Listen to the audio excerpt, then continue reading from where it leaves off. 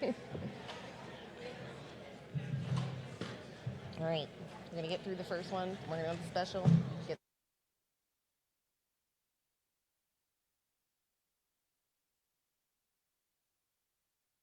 I know, I love that. I was. All right, you guys ready? One more minute. It's 6:50 now. I gotta go by the clock. That one. You're better than me. I'm watching your clock now.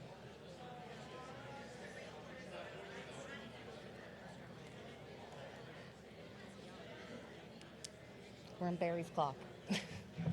His clock is late.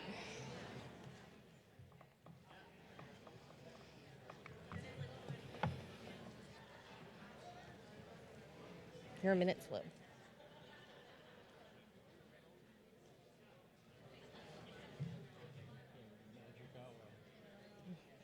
My clock. Is she gonna respond? Yeah. No. Okay.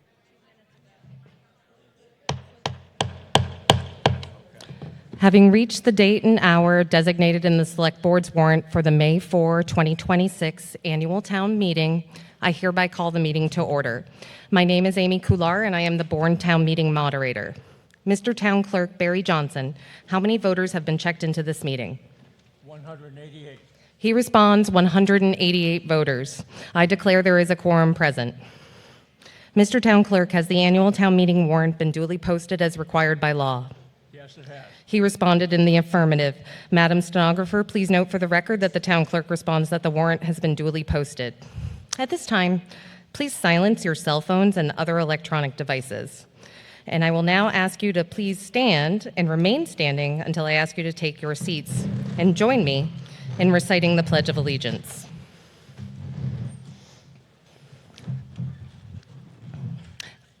I pledge allegiance to the flag of the United States of America and to the republic for which it stands, one nation, under God, indivisible, with liberty and justice for all. Let us offer a special moment of silence to our brave men and women who serve our nation in the military, public safety, and intelligence services at home and abroad, and also for those town employees who have passed away since last town meeting.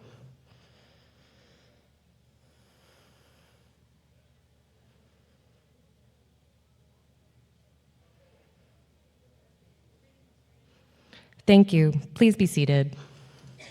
All right, so what is going to happen now is I'm going to talk for a few more minutes. I'm going to provide you with lots of information. We are going to go over some housekeeping matters and vote on two motions that move town meeting business along more smoothly. Every voter seated in the audience should have an electronic voting device, okay? But we are going to take the two votes coming up right now by voice. So that's how straightforward they are. So please bear with me and don't make me count votes during the next couple of minutes. Also, I want, as a point of information, as close to 7:30 as I can get, I'm going to call for a motion to recess the annual town meeting. We will then convene the special town meeting. After the special town meeting business is concluded, we will return to the annual town meeting. All right. Seated in front of you on the stage to my right is the Finance Committee. This is the gentleman that brings us electronic voting. You have the town clerk, the assistant town clerk, and town council to my immediate left, and then to town council's left is the select board. Town employees are seated in the reserve section to the front of the auditorium to my left. All right, does everyone have a voter handbook? If you do not have a voter handbook, please raise your hand and someone will bring you one. Does every registered voter have an electronic voting device? If not, please raise your hand and a teller will bring you one. Okay, I will now take a moment to explain the electronic voting system. When you checked in, you were given a handset. That handset is for voting and it is issued to you and only you. Using a handset issued to someone else is strictly forbidden. Before each vote, I will reference the motion or amendment being decided by article number. I'll then announce the beginning of a 30-second interval during which you will vote via your handset. To vote yes, you press the green button, and to vote no, you press the red button. If you accidentally press the wrong button, you can switch your vote by pressing the correct button. If you don't want to participate in a vote, please don't push any buttons. When the 30-second voting interval is over, I will announce that voting is complete. Shortly thereafter, I will announce the results of the vote. Now we are going to do a practice vote to make sure that everyone here is comfortable with operating their handset. Okay. Please remember that green is yes and red is no. All right, the first question for this town meeting tonight is, will the Red Sox make the playoffs this season? Green for yes, red for no. You may begin voting.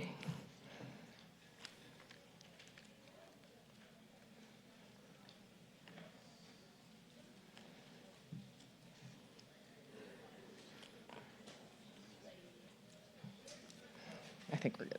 Okay, voting is now closed. I declare that the Red Sox will not make the playoffs this year by a vote of the yeses have 61 and the nos have 114. Oh, it's been a rough couple weeks. We can make it back. Okay, I am informed by the select board that if this town meeting does not conclude this evening, that there is their intention to move that it recess and reconvene here tomorrow evening at 7 p.m. This town meeting is governed by Robert's Rules of Order as interpreted by the book Town Meeting Time. I am not going to read all of the moderator's rules, which are detailed beginning on page 6 in your voter handbook. I will address parliamentary matters as they arise during the course of the meeting. Now, when an article is called and you intend to speak on that article, please leave your seat and come down to the front near one of the 2 microphones so that I may recognize you. Generally, you will have up to 3.5 minutes to speak. I reserve the right to change the amount of time allotted for speakers on an article if we have a lot of interest in an article, so that everyone can be heard. I will be keeping time for each speaker. Please speak only to the motion on the floor. Do not be repetitive. Please be concise and to the point. One thing that we will not tolerate at this meeting are personal attacks or other similar behavior from a speaker. You will be declared out of order, and in accordance with the Massachusetts law, you may be removed from the meeting by the Sergeant at Arms and confined until the conclusion of the session. Town meeting is being televised and videotaped for later televising on the local Comcast cable access channel. There is a stenographer keeping an official written transcript of these proceedings. As a matter of longtime custom within the town of Bourne, it is solely within the moderator's discretion to allow non-voters to address the town meeting. If anything interferes with your ability to hear, speak, or participate in the town meeting to your satisfaction, you may interrupt the meeting by calling on me and declaring a point of personal privilege, and your concern will be heard and hopefully addressed. If you need to speak from your seat, please get my attention and we will get you a portable microphone. All right, so now I'll entertain a motion at this time that this meeting dispense with the reading of the warrant and of the constable's return of service on that warrant, and that the moderator not be required to read resolutions or warrant articles verbatim, but may refer to them instead by article number and/or page in the voter handbook. Do I have this motion? I have a motion from Peter Meyer. Do I have a second? I have many seconds. Thank you. All right, we are going to do this vote by voice. All those in favor of dispensing with the reading of the warrant, please indicate by saying aye. All those opposed, please say no. I declare the ayes have it. I declare it was unanimous. I am informed also by the Select Board that there is a Bourne Rule resolution. That resolution is printed in your handbook on page 127. Madam Chair of the Select Board, I'll entertain your motion to adopt the Proposition 2.5 resolution as printed in the voter handbook. So moved. Do I have a second? I have a second, Ms. Saronian. All right. We're going to do this one by voice too. All those in favor of adopting the Proposition 2.5 resolution, please signify by saying aye. All those opposed, say no. I declare the motion passes. I declare it was unanimous. All right, this last question is directed at the Finance Committee Chair and Select Board Chair. If all of the recommended articles in the annual town meeting that require raising and appropriating of funds are passed, will the town be at their maximum levy limit? Yes. They both respond in the affirmative. Okay. I am informed by the town administrator in accordance with section 1.1.9 of the town bylaws, there are articles which the Select Board and the Finance Committee have each voted are essential to the exercise of the town's corporate functions. These articles are 1, 2, 3, 4, and 5. All other articles of this annual town meeting are on by lottery. All right. Thank you for your patience in getting through my announcements. We will now move on to the articles of the annual town meeting. The first article is Article 1, which is on page 16 of the voter handbook.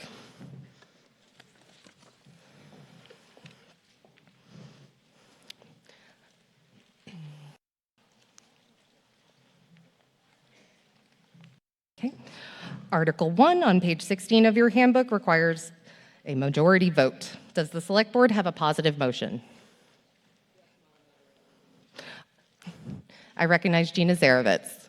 You need to speak into the microphone a little better. Oh, yeah, it's on my forehead. Bring it down closer. Article 1. Motion, we move that the town vote Can't to... hear you. You need to, like this, unfortunately. Lean in. Yeah. Oh, I hear now. We move that the town vote to approve the use of a consent agenda, including each of the articles set forth in the warrant and Article 1, and further that the town vote to approve Article 1 as set forth in the warrant, and further that with respect to Article 1, items 1, 2, and including 5, to transfer $100,000 from free cash to fund costs related to payments for accrued contractual compensated absences. Mrs. Zarovitz, you have the floor.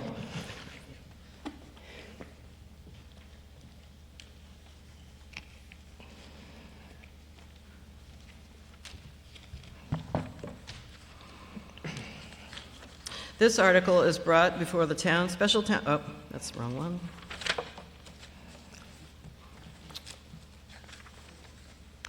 Forgive me.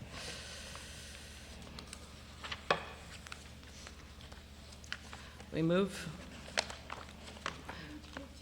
Wait a minute. The items, this is consent agenda. Why am I not on the right one? Thank you so much. Okay, that Thank was you. it. That's what I thought. Okay, I was started right, sorry. This article is brought before the special town meeting to provide funding for the payment of bills that were not paid after the close We're in the of annual previous- town meeting. Yeah. Okay. It's okay. Do over. Yeah, back to that page I had before. Great. The items listed in the consent agenda recur annually and are housekeeping in nature. A yes or I vote in favor of the motion would approve all the consent agendas at one time. The revolving fund spending limits remain the same as the prior fiscal year. The funding for compensated absences has decreased by $100,000 from the previous fiscal year. A no or nay vote opposed to the motion would mean that town meeting would vote on the items individually. Finance Committee recommendation voted unanimously 5-0-0 to recommend. Select Board also voted unanimously 5-0-0 to recommend. Thank you. Does the committee have a positive recommendation on Article 1? We do, Madam Moderator. I recognize Amanda Bongiovanni. The Finance Committee voted unanimously 5-0-0 to recommend approval. Thank you. Is there any discussion on Article 1? Okay. Seeing none, we can move to a vote on Article 1. This vote requires a majority vote. Does everyone have their handheld device? Okay. Are you ready? All right.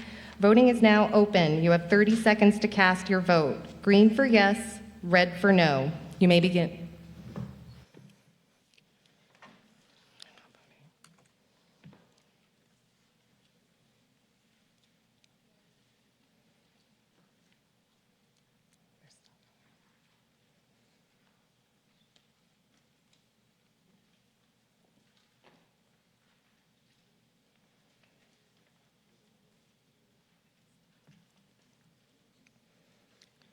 Voting is now closed.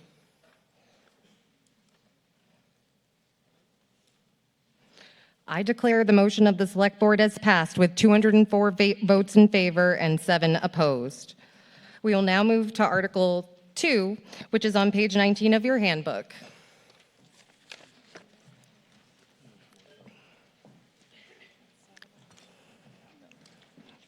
Okay. Article 2 on page 19 requires a simple majority vote. Does the Select Board have a positive motion on Article 2? I recognize Melissa Ferretti. Make sure you speak into the microphone, please, like you're really close to it. Okay. We move that the sum, wow, that's loud. We move that the sum of $84,586,115 be hereby appropriated from the funding sources listed below to defray the expenses of the municipal town departments in the chart entitled, "These amounts are to be voted," as shown below for the fiscal year starting on July 1st, 2026 to and including June 30, 2027. Funding sources: raise and appropriate from FY 27 tax levy and other general revenues from the town, $81,991,940. PL 874 grant funds, $200,000. Ambulance fund, $1,600,000. Conservation Commission receipts reserved for appropriation, $40,000. Community Preservation Fund revenues for debt expenses, $91,175. Community Septic Management Program, $0. Waterway Improvement Fund, $165,000. Capital Stabilization for debt expense, $492,000. Total $84,586,115. These amounts are to be voted. General Government, $4,025,836. Public Safety, $14,916,474. Public Works, $4,742,793. Health and Human Services, $1,099,060. Cultural and Recreation, $1,172,087. Bourne Public Schools, $28,265,696. Upper Cape Cod Regional Technical High School, $4,322,089. And shared costs, $20,926,580. Debt service, $5,115,500. Total, $84,586,115. Second?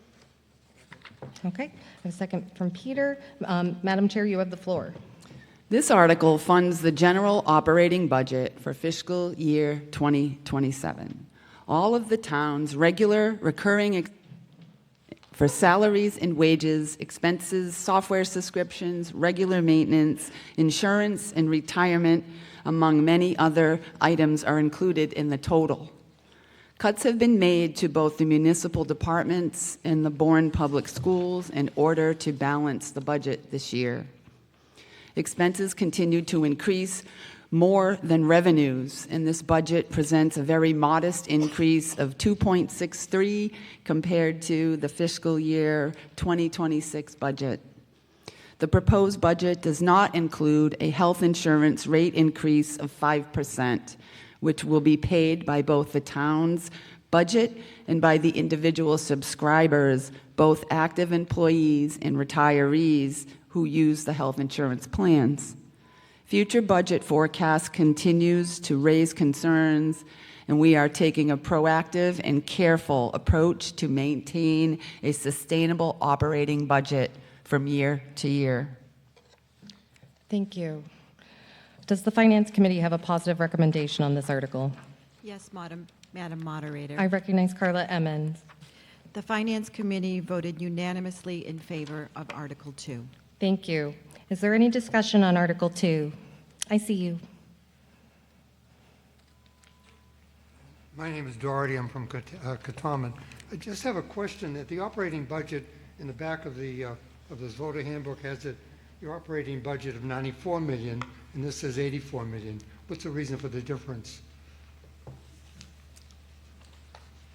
We will I'll get the divert answer. to the Is there someone? Erica. Yeah. Yes. Going Ms. to Erica. answer. Okay. No. Oh. Okay. So the 84,586,115 is the general fund operating budget, and you'll see that on page 74, that's kind of 3/4 of the way down.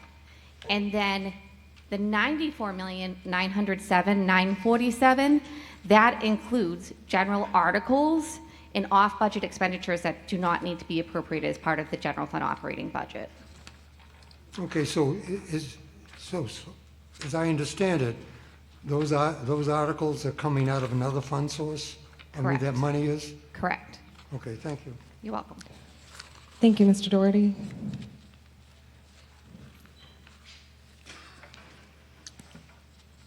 Go ahead, Mr. Seaver. George Seaver, Katamet. As I understand it, you said that the 84 million represents a 2.6% increase over last year.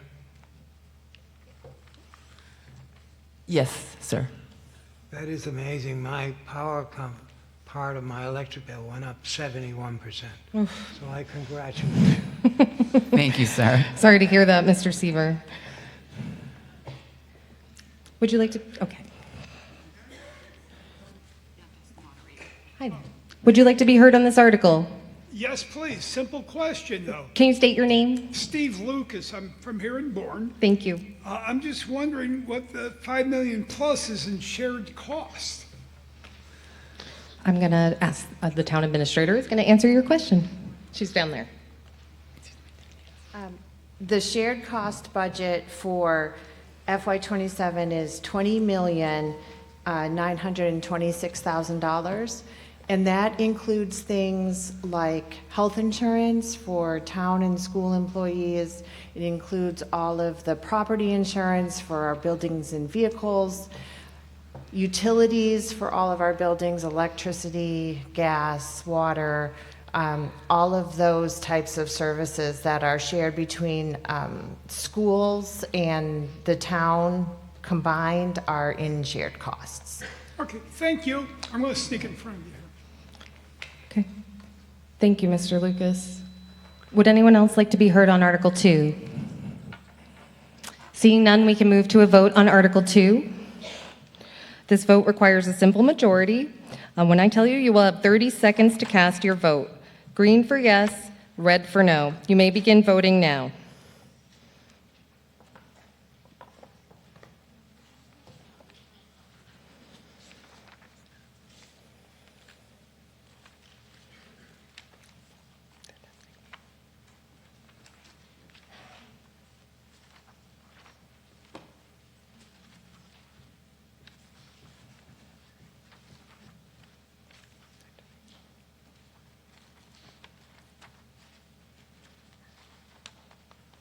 Voting is now closed.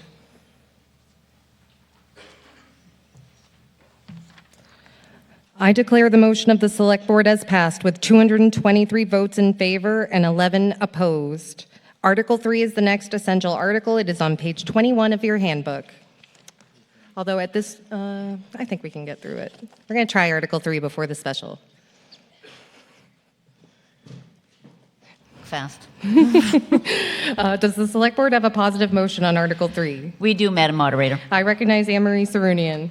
We move that the sum of $1,949,450 be authorized to be expended by the SOAR Commissioners for the operation of the SOAR system for the fiscal year starting on July 1st, 2026 to and including June 30th, 2027 as follows. Salaries and wages, $250,715. Expenses, $1,597,735, and a reserve fund of $100,000. And we further move that the sum of $181,283 be transferred to the general fund to offset SOAR Enterprise indirect expenses. And in order to meet this appropriation, we move that the sum of $2,030,733 be raised from SOAR Enterprise receipts and $100,000 be transferred from SOAR Enterprise retained earnings. I have a second. Ms. Sarunian, you have the floor.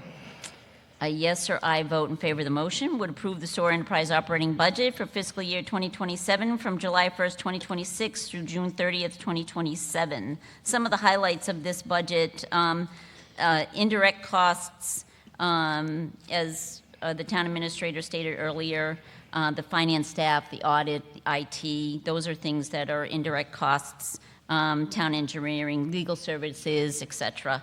And then one of the increases is in the capital line item budget. As you know, we send flow to Wareham. We have an intermunicipal agreement with Wareham, and they are doing a major capital project with their wastewater treatment facility. So that is, so to speak, hitting the books. The town of Bourne is responsible for 17.91% of those capital costs. The total cost of their project is approximately $36 million, a little over, and some change, $450,000, I think. They're splitting it up, so what's hitting the books is $16 million. So for us, that's over a $2 million capital cost over the course of 20 years. One of the things we are entitled to through the Cape and Islands Water Protection Fund is a subsidy. So the total subsidy over that period of time for the $16 million is 25%. of our 2 million share. So it equates to a little over 715,000. So in the next if you amateurize that amount, it roughly 35,000, which will go towards those capital costs. So that's a big increase that's hitting the SOAR enterprise fund. Okay, thank you. The select board voted 5-0-0. Thank you. Approve this Thank you, Ms. article. Sarunian. Sorry to interrupt you. All right, does the Finance Committee have a positive motion on this article? We do, Madam Moderator. I recognize Wayne Sampson. The Finance Committee voted unanimously 5-0-0 to recommend approval. Thank you. All right, is there any discussion on Article 3? Seeing none, we can move to a vote on Article 3. All right, when I tell you, you will have 30 seconds to cast your vote. Green for yes, red for no. You may begin voting now.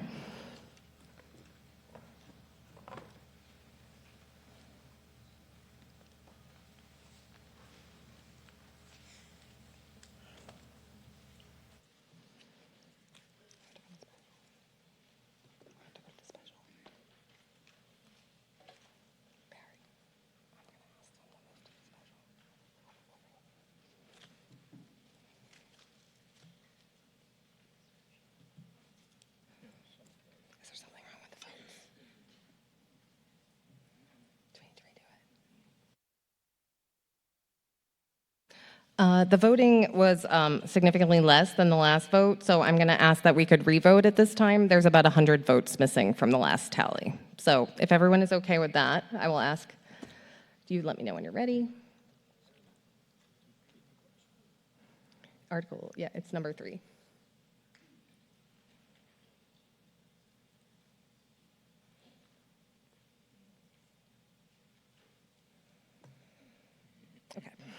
Okay, sorry. Sometimes the electronic system, whatever, has a problem. And we had over 200 people voting last time, and we had only 120 votes counted this time, so I would like to revote, and I appreciate all of your patience. Okay, so at this time, I'm going to ask you to vote on Article 3.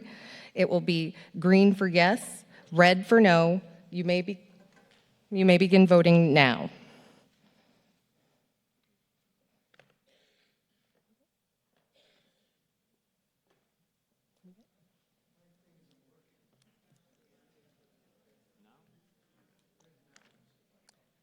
Thank you.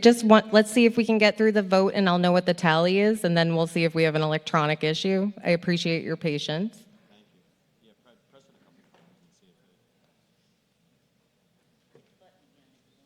If you feel like your button's not working, please press it again on your vote.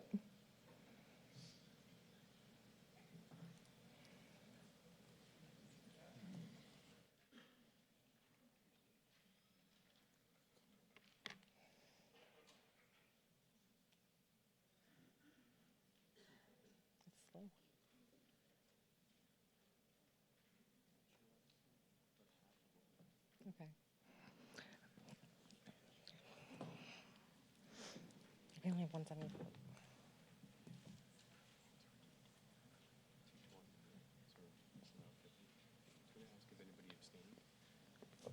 I can. We have about, I want to say around 40 votes still missing. Are people abstaining? Is everyone voting? Everyone's voting. Okay. We all set? All right. Okay. While we have this issue, I'm happy to go to a voice vote if everyone is okay with that. You can close this one. All right. We're going to move to a voice vote on Article 3 because I'm a little concerned about the electronic clickers for this vote. So thank you for your patience. If you are in favor of Article 3, you may indicate by saying aye. All those opposed? Okay, I declare the ayes have it. I declare it was unanimous. Okay. All right, at this time, we've reached the time to move to the special town meeting. I would entertain a motion to leave this meeting and open the special town meeting. I have a motion from on the stage from Peter Meyer. Thank you. And a second? Second from the floor. Thank you. All right.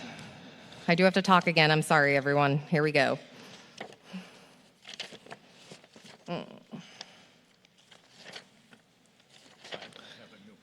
Okay, great. Having reached the date and hour designated in the warrant for the May 4, 2026 special town meeting, I hereby call the meeting to order. Mr. Town Clerk, how many voters have checked into this special town meeting? 278. 278 voters. I declare there is a quorum present. Mr. Town Clerk, has the special town meeting warrant been duly signed and posted as required by law? Yes, it has. He has responded in the affirmative. Again, please make sure your cell phones are still silent. Please make sure that you have a voter handbook. If not, please raise your hand and the tellers will bring you one. I will entertain a motion at this time that this meeting dispense with the reading of the warrant and the constable's return of service of that warrant, and the moderator not be required to read warrant articles verbatim, but may refer to them instead by article number. I have a motion. Do I have a second? Okay. All those in favor, please indicate by saying aye. All those opposed, please say no. I declare it was unanimous. So we will now move to Article 1 of the special town meeting. Article 1 of the special town meeting is on page 11 of your handbook and requires a 9/10 majority vote.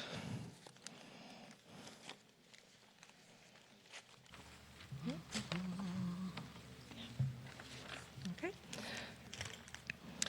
Does the Select Board have a positive motion on Article 1 of the special town meeting? Yes, we do, Madam Moderator. I recognize Gina Zarovitz. Thank you. We move that the town vote to appropriate the sum of $13,334.18 for the purposes of this article, and to meet this appropriation to, 1, transfer the sum of $11,675.38 from free cash, and 2, transfer the sum of $1,658.80 from ISWIM retained earnings to satisfy the unpaid bills of the town as listed in the chart below. By department, vendor, and amount. TA Legal, Harrington Heap LLP, amount $11,675.38. ISWIM, Kronos SAA SHR Inc., $943.42. ISWIM, Dell Technologies, $715.38, for a total of $13,334.18. Okay, do I have a second? All right, you have the floor, Mrs. Zarovitz. Okay, this article is brought before special town meeting to provide funding for the payment of bills that were not paid after the close of the previous year. A yes or aye vote in favor of the motion would allow the town to pay the outstanding bills from a prior fiscal year. A no or nay vote opposed to the motion would mean that the town would not be able to pay its outstanding bills. Finance Committee and Select Board both voted unanimously 5-0-0 to recommend. Thank you. Does the Finance Committee have a positive recommendation on this article? We do. I recognize Wayne Sampson. The Finance Committee voted unanimously, 5-0-0, to recommend approval. Great, thank you. Is there any discussion on Article 1? I know. Is it not on?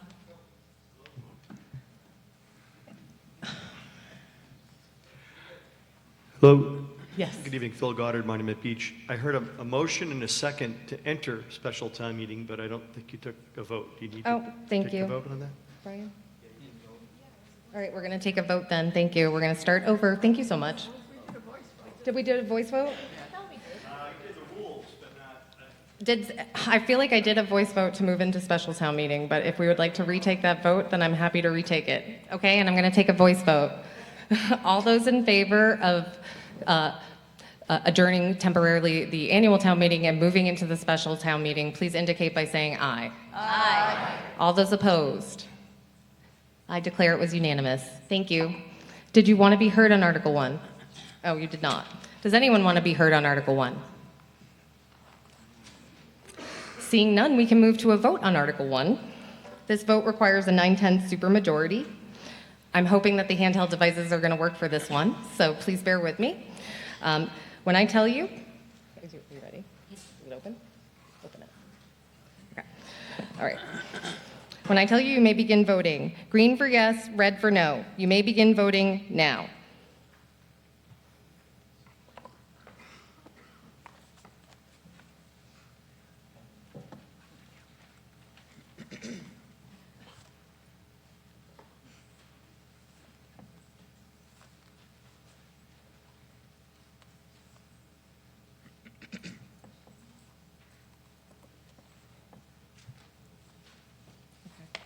say it's not 50? All right. There's not getting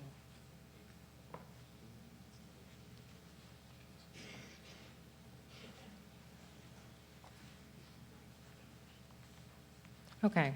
We're still missing about 100 votes, so I would just ask that everyone will hold their handheld device, and when you press a button, does it say okay?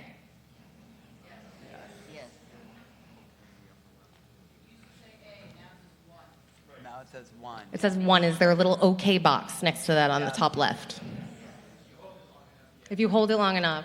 All right. So I'm going to give extra time for voting. I want to try one more time on this article, or else we are going to move to voice votes or standing votes, whatever we need to get through this town meeting, everyone, okay? So we will get through it, but I would like to try one more time with this. All right. I need to restart it because I need to count it. Can you, yeah. Okay.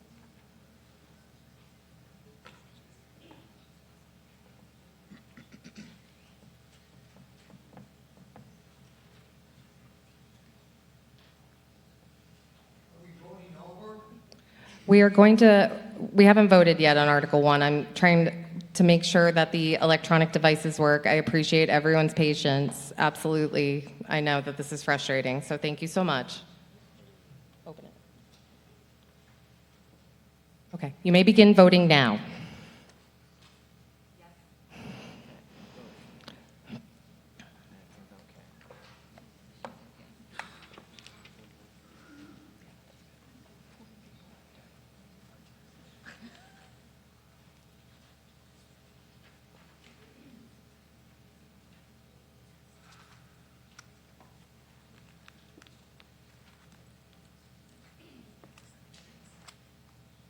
All right. Voting is now closed. That was 30 seconds.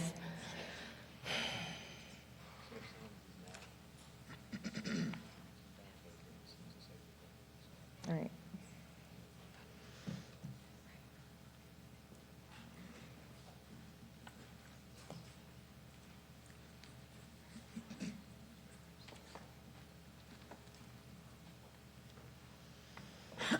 All right, we're still missing about 100 votes with the electronic votes, so I'm very sorry, but we are going to move to a voice vote on this article.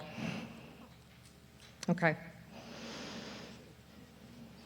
Article 1 requires a 9/10 supermajority. We are going to try this by voice first, okay, everyone? If you are in favor of Article 1, you will indicate by saying aye. All those in favor, please say aye. Aye. All those opposed? I declare the ayes have it. I declare it was unanimous. Article 2 on page 12 of your handbook requires a simple majority vote.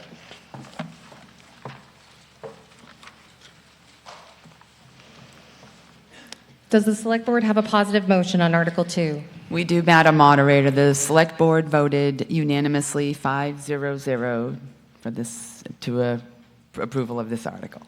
Okay, do you have a positive motion?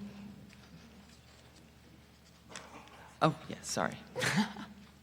We move that the town vote to amend the action taken under Article 2, Fiscal 2026 budget of the 25 annual town meeting by 1, appropriating monies in the amount of $470,000 as specified in the chart entitled Funding Sources below, and 2, increasing expenses by $470,000 as specified in the chart below, entitled These Amounts Are to Be Voted.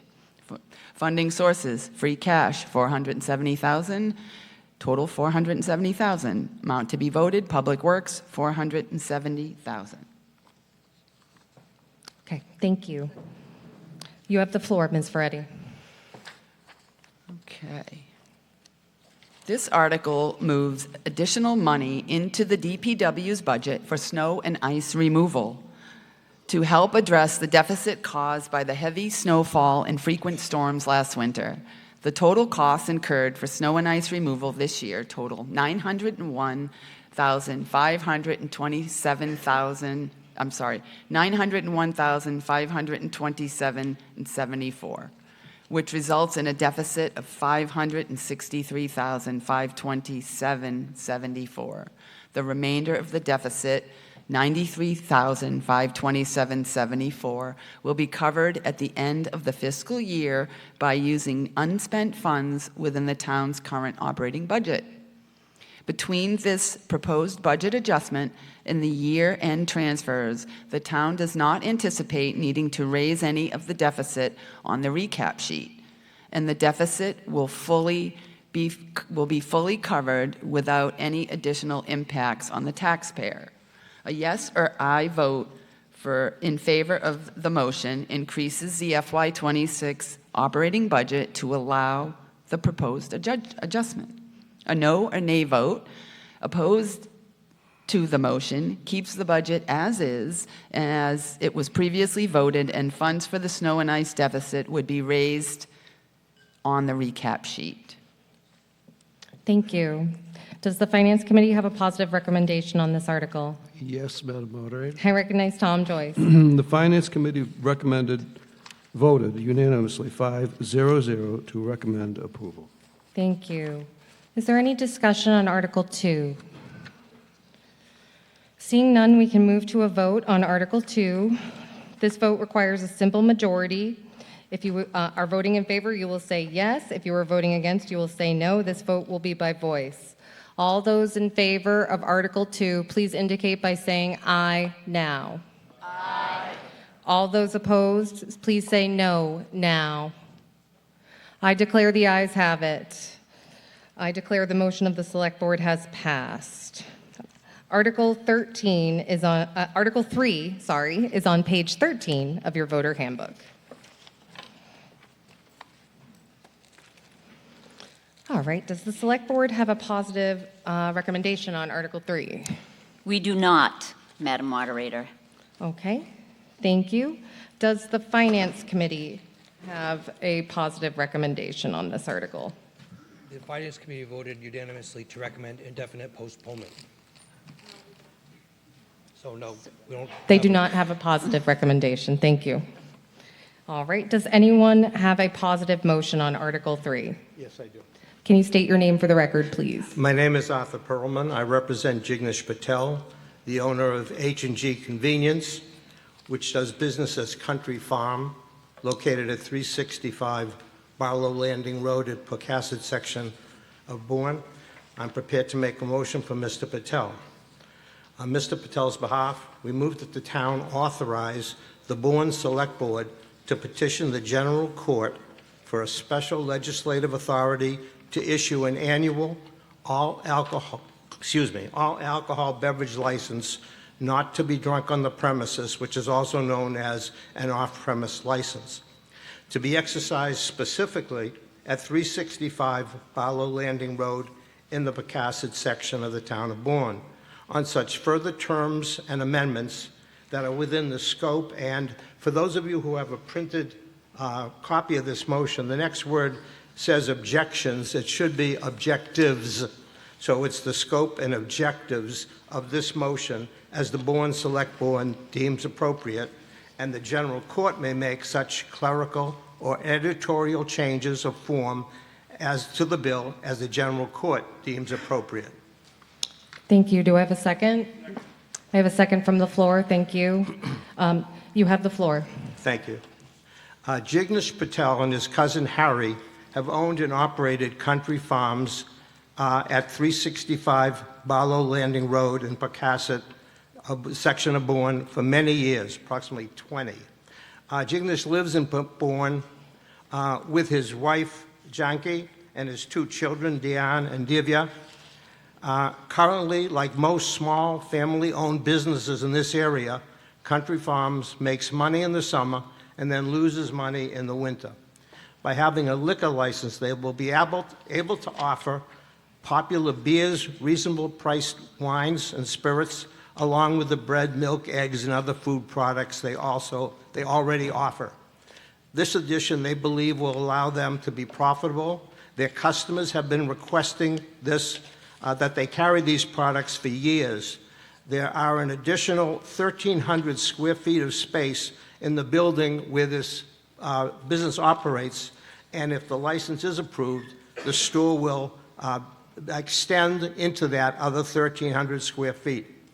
This is a great location for liquor license, as the store is large enough to have a good selection, and the customers are already coming for their staples, and they will not have to then drive to another location for their beer, wine, and spirits.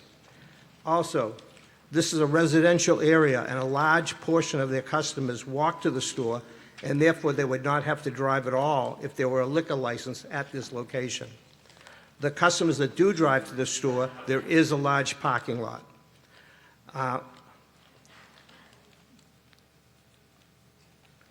There are currently no liquor licenses available in the town of Bourne, and so they're not able to grant a license to Country Farm. Country Farm learned that there's a way that they could obtain a license by coming before you. This motion would allow the town of Bourne to request permission to issue a new license, and that would be restricted to this address only, and it couldn't be used anywhere else in Bourne.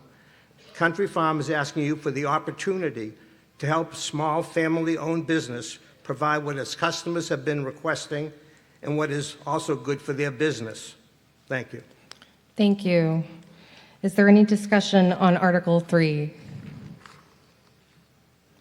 I see you. Come down. I see you. Thank you. Jim Linsky, Pocasset. Simple question. Does Mr. Patel have any other ownership or financial interest in other businesses in the town of Bourne? No. Thank you. All right. Is there anyone else who would like to be heard on this article? Come on. Take your time. Are you all right? Okay.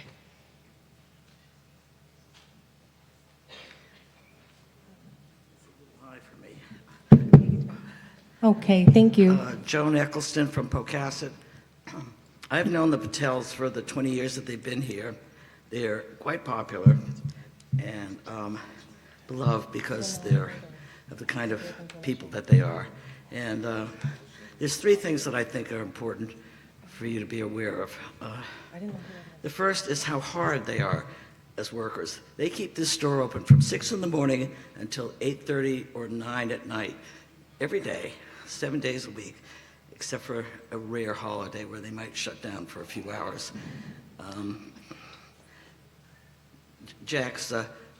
Mr. Patel's nickname is Jack. We all call him Jack. And he is a beloved character. The second thing you need to know, besides them being hardworking, is I find them to be very morally elevated people. They are Hindu, and they have very high standards, which we have discussed many times. Among other things, they don't smoke, and they wouldn't sell cigarettes to a kid who came in to buy some cigarettes who was underage. And furthermore, they would not sell alcohol if they were to get a license to somebody coming in intoxicated, wanting to purchase more. They have good standards. The third thing you should perhaps be aware of, and the last thing, is that they have the building they're in has basically two stores: the convenience store and another store that's right next to it. And I know that Jack has been trying for several years to get other people in town interested in setting up a business in that store, and has not had much luck. And we all should be aware of how hard it is to get new businesses to fill vacant stores in Pocasset, because we've had several vacancies recently. The other thing, what occurred to him, and he has tried to get some of the real estate people helping him to get another customer, another business in the store. What occurred to him finally was that perhaps if he could get a liquor license, then he finally might be able to make enough money to send his very bright senior in high school off to a good college, which is coming up this next year. He really is looking for a way to try to break even. Thank you. Thank you very much for that. I'm going to speak. And Sir, so I recommend. Thank you. Despite the Board of Selectmen and the Finance Committee is not recommending this. I recommend that you vote for this. All you're doing is asking the state legislature Thank to you. authorize another liquor store. Sir, I'm sorry, I was confused. I thought you were a Bourne voter. You cannot make a motion at town meeting if you are not a Bourne voter. Do you have someone on the floor who is willing to make the motion for you?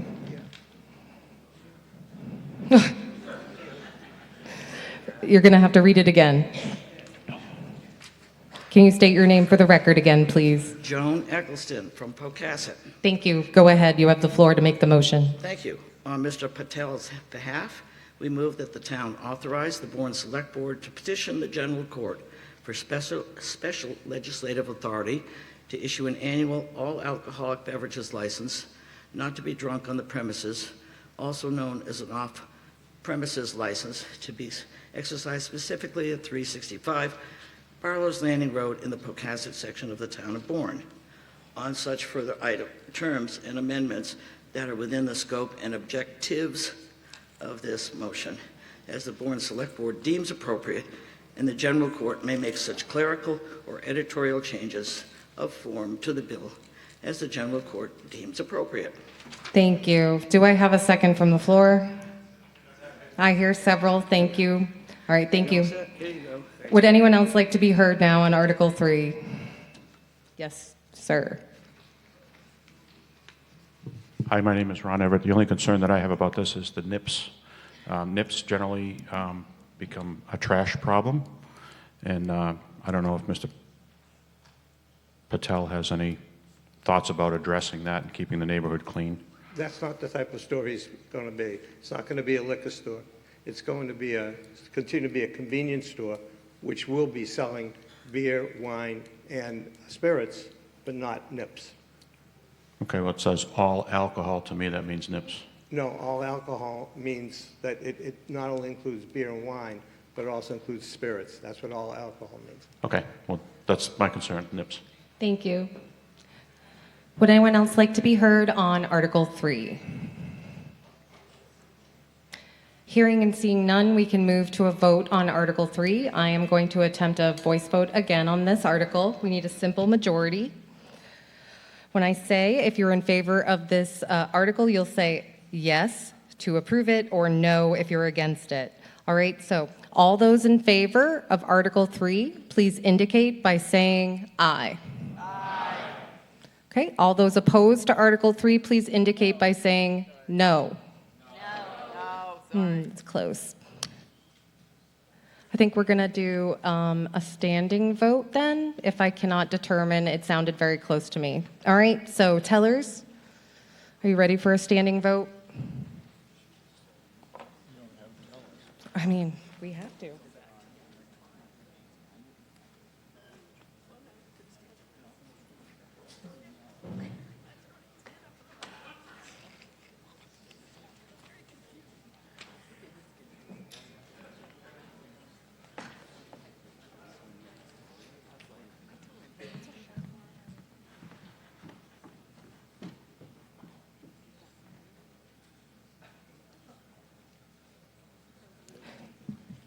Sorry, everyone. We are used to electronic voting here in Bourne now.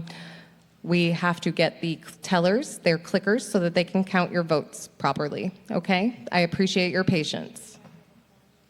Do we have that?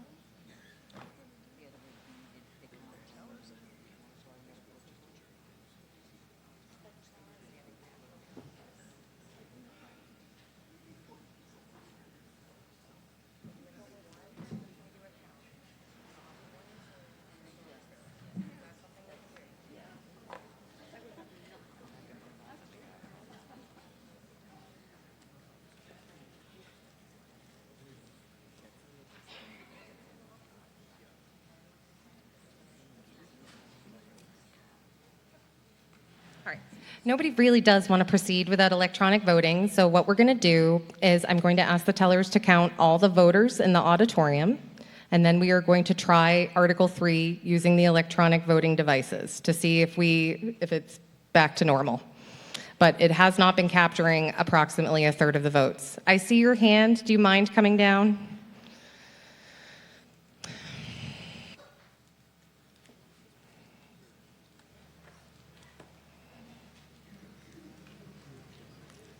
Hello, Thanks. Andrew Cooney, Monroe Beach. Go ahead. I'm just suggesting maybe we provide some instruction for some folks who haven't been using these in a while or ever. Yep, we can even take another practice vote or two. I like what you're suggesting. I definitely want the electronic voting devices to work tonight, so we're gonna be patient with that right now.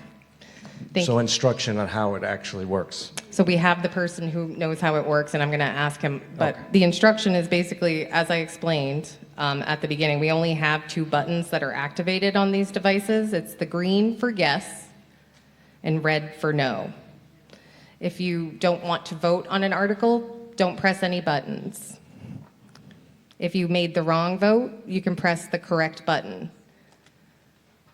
All right. Madam Moderator, but just a point of order real quick. Ian Rubenstein from Sagamore.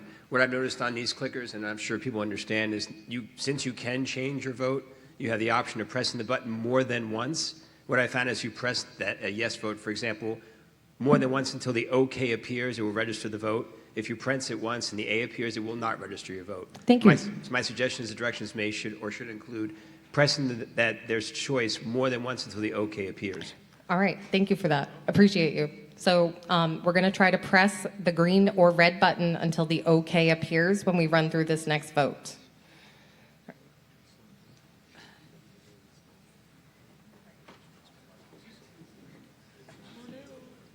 All right.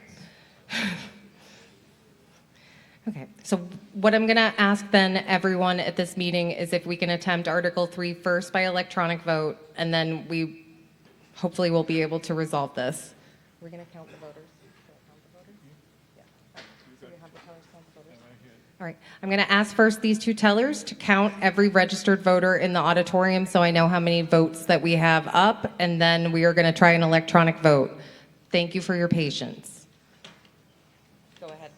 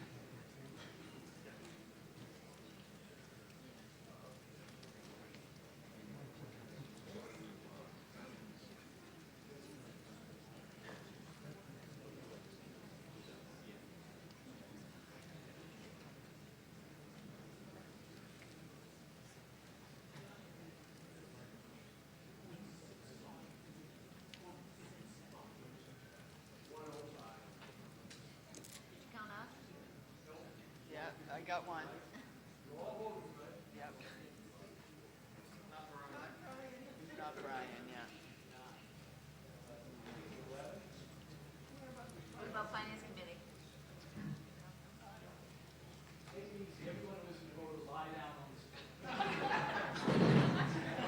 I could use a nap at this point.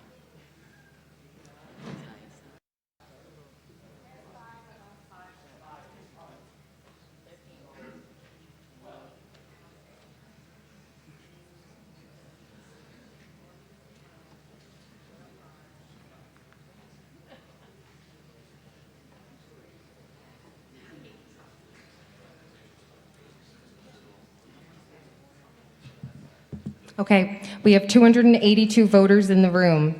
We are going to try Article 3 with the electronic voting devices. Taking the advice of our fellow citizen, we are going to make sure that we press the button that we chose until you get the okay. Okay? Green is going to be yes, red is still going to be no. All right.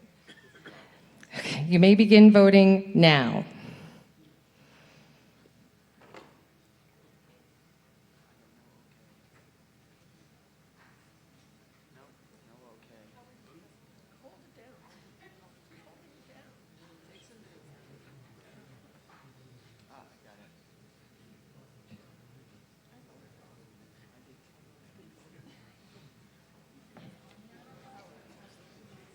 It's in the article, but I don't.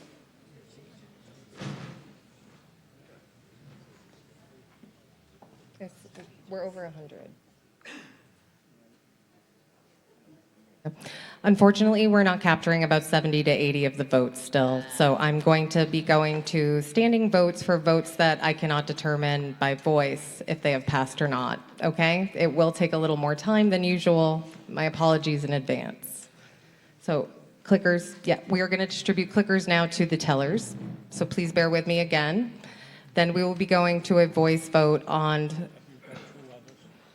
the article. Madam Moderator, Yes, Mr. York. I intentionally abstained on that vote because that was my choice. Okay. Could you poll the audience and see how many people intentionally abstained on that vote? How many people intentionally abstained on Article 3? Unfortunately, that does not make up the difference. Thank you, though, Mr. York. Appreciate it. It was nice. Is anyone not getting an okay on their device? 1, 2, 3, 4. That's not enough. We're about 70 short, so that's not enough, unfortunately. It's okay. I've been assured that everything is working technologically, so I'm not sure what's going on. Just waiting for the tellers to get ready.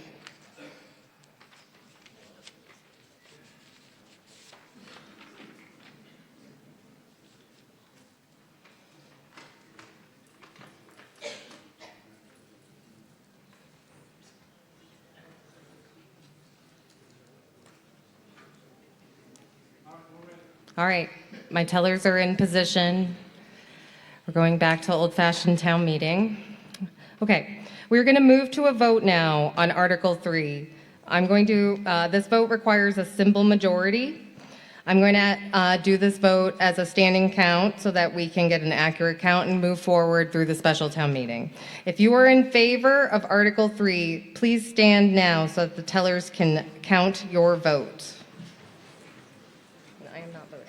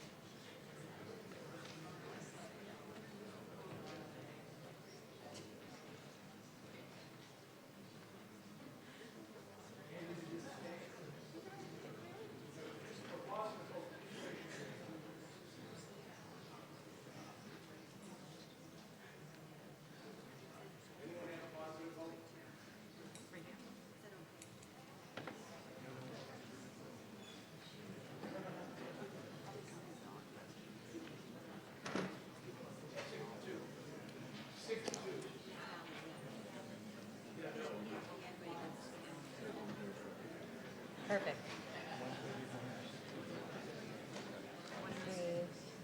And we have 280. So that's a majority. So I can move forward. Shall I take the nays?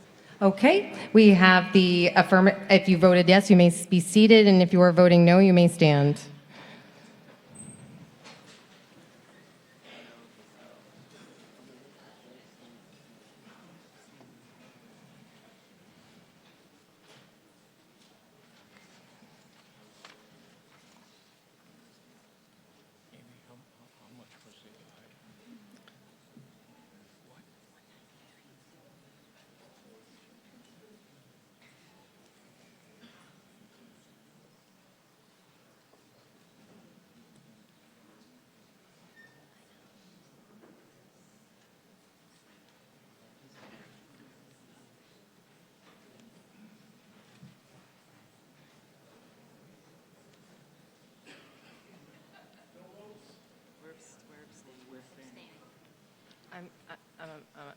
I break the tie.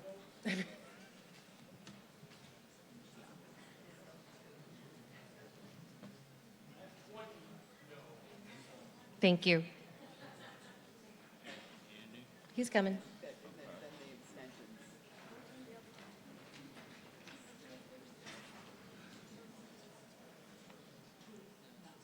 Thank you.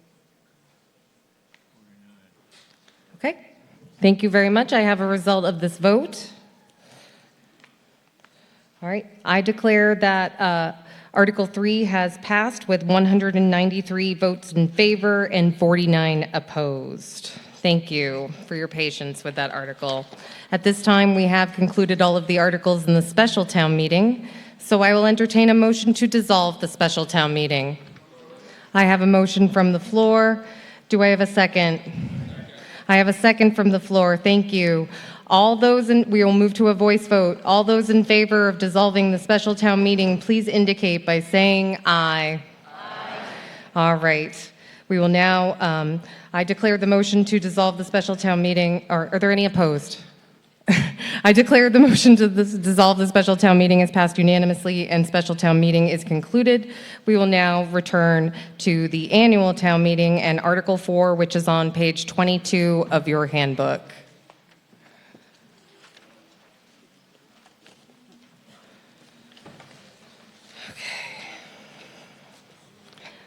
Does the Select Board have a positive motion on Article 4? Yes, we do. I recognize Peter Meyer. We move the sum of $15,380,924 to be authorized to be expended for the operation of the Integrated Solid Waste Management Department for the fiscal year starting on July 1st, 2026 to and including June 30th, 2027 as follows. Salary and wages, $2,679,399. Expenses, $11,071,525. Reserve fund, $600,000. Host community fee, $1,030. And we further move that the sum of $2,784,942 be transferred to the general fund to offset Integrated Solid Waste Management Enterprise indirect expenses. And in order to meet this appropriation, we move that the sum of $18,165,866 be raised from the Integrated Solid Waste Management Enterprise receipts. Mr. Meyer, you have the floor. Yes, thank you. Fiscally FY25 was a good year for Ice Swim. Approximately $19.1 million in gross revenue, approximately $13.5 million in expenses. Relatively dry weather, other than the storm we had, accompanied by constant attention to landfill drainage, kept wastewater expenses lower than expected. Rate adjustments, particularly in the construction and demolition transfer operations, kept pace with processor tip fees, keeping Bourne ahead of revenue versus expenses. The required annual contribution to the landfill closure post-closure accounts made in March of 2026 resulted in these accounts being fully funded, well ahead of schedule, and will reduce future contributions. Financially, Integrated Solid Waste Management is stable. with waste contracts in place in a favorable market position. 2 years ago, the town initiated a program to revitalize and update an already successful safety program. This program is designed to provide a safer work environment for our employees and for our customers. To date, we have seen increased engagement and participation of our employees. This program has gone a long way to improve safety awareness and is a testament to all folks involved. Those of you in the audience who have visited the ISWAM facility recently have noticed major changes in traffic direction, facility locations, and overall operational footprint. These are all part of an expansion plan that ISWAM initiated over 15 years ago, including land permitting, financial forecasting, and overall operational direction. These changes and their future outcomes will be outlined later this evening when Article 11 is called. Chairman of the ISWAM Office and Management Garage Building Committee and the ISWAM Operation Manager, Asa Mintz, will give an update on the site development. Thank you. Oh, hang on. Oh, keep going. A yes or aye vote in favor of the motion would approve the ISWAM Enterprise Operation Budget for fiscal year 2027 from July 1, 2026 through June 30th, 2027. A no or nay vote opposed to the motion would mean that there will be no approved ISWAM Enterprise Operating Budget for fiscal year 2027. The Select Board voted unanimously 5-0-0 to recommend this article. Thank you. Does the Finance Committee have a positive recommendation on this article? Yes, Madam Moderator. I recognize Tom Joyce. The Finance Committee voted unanimously 5-0-0 to recommend approval. Thank you. Is there any discussion on Article 4? Seeing none, I'm going to move to a voice vote on Article 4. This vote requires a simple majority. If you are in favor of Article 4, you may indicate by saying aye now. Aye. All those opposed, please indicate by saying no now. I declare the ayes have it. I declare it was unanimous. I declare the motion of the Select Board has passed. Article 5 is the last article. It is on page 23 of your handbook.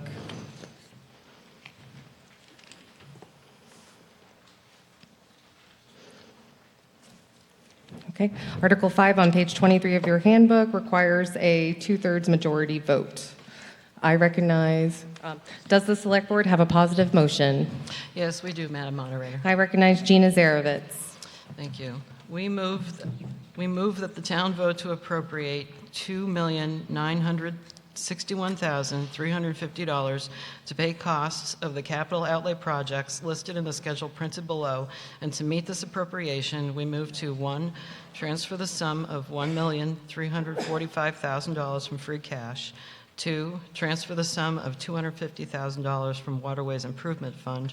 3, transfer the sum of $634,350 from ISWAM retained earnings. We further move to authorize the town treasurer, with the approval of the Select Board, to borrow the sum of $732,000 under and pursuant to General Law, Chapter 44, Section 7.1, or Section 8.14, or any other enabling authority, and to issue bonds or notes of the town therefore. And further, that while such bonds or notes shall be general obligations of the town, it is the intent of the town that such bonds or notes be paid in the first instance from the Sewer Enterprise Fund for the capital budget fiscal year 2027. Department, category, purpose, amount, and source listed and follows. 1, engineering, technology, GIS digitization, $30,000, $30,000 free cash. 2, police, transportation, replacement of 3 vehicles, $275,000 in free cash. 3, police, technology, record management system, $163,000 from free cash. 4, fire, equipment, replace structural PPE, $275,000 from free cash. 5, fire, transportation, replace car 4, $85,000 free cash. 6, shore and harbor, infrastructure, annual dredging, ramps and repairs, $250,000, waterways. 7, DPW, planning, design shore road bridge over Pecasset River, $297,000 free cash. 8, schools, equipment, safety, and security upgrade, $150,000 free cash. 9, schools, infrastructure, window security, $70,000 free cash.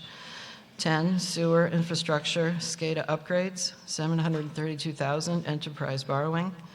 11, ice swim equipment loader, $350,000 enterprise retained earnings. You know,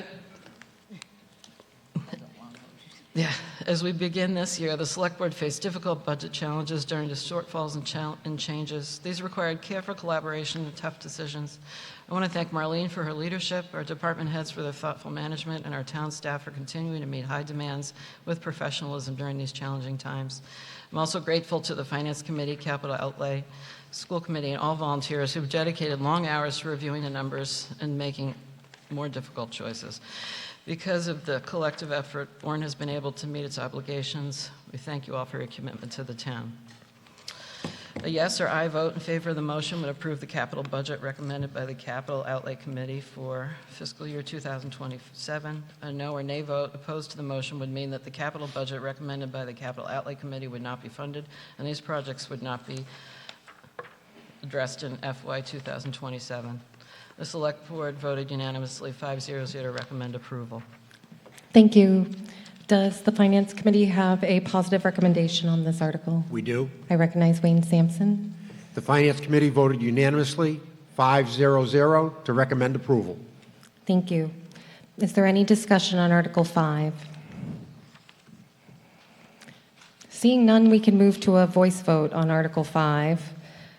This vote does require a 2/3 majority, so if I can't decide who wins, we will move to a standing count. All right? If you are in favor of the motion to approve the capital budget, please indicate by saying aye. Aye. All those opposed, please indicate by saying no. I declare the ayes have it. I declare it was unanimous. I declare the motion of the Select Board has passed. Article 5 is the last essential article of this annual town meeting. We will now draw articles through the lottery system.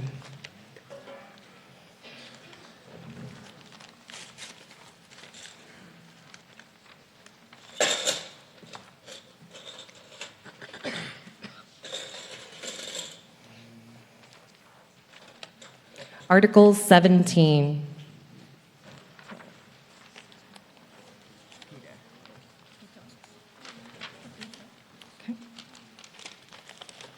Article 17 is on page 40 of your handbook. It requires a simple majority vote. Does the Select Board have a positive motion on Article 17? Yes, we do, Madam Moderator. Thank you. I recognize Peter Meyer. Yes, we moved that the town vote upon recommendation of the Community Preservation Committee to reserve and authorize the expenditure from the Community Preservation Fund available funds reserved for community housing in the amount of $100,000 to the Housing Assistance Corporation for the purpose of renovating the building located at 460 West Main Street in Hyannis to serve as an emergency shelter upon the conditions set forth and incorporated in the application for the Housing Assistance Corporation. Upon the execution of a grant agreement with the applicant and under such terms and conditions as the Community Preservation Committee determines to be in the town's best interest, including at minimum the following conditions. If not the applicant, the fee owner of the site shall also execute the grant agreement and comply with its conditions, including recording of a permanent restriction for community housing. Shelter shall be administered in a non-discriminatory manner. Applicant shall show full funding commitment before disbursement of funds, and grant agreement shall expire if funding is not achieved within 2 years or another time that the Community Preservation Committee shall decide. Grant shall expire if construction is not completed within 3 years or another time as the Community Preservation may decide. Is there a set? Okay. Hang on 1 second.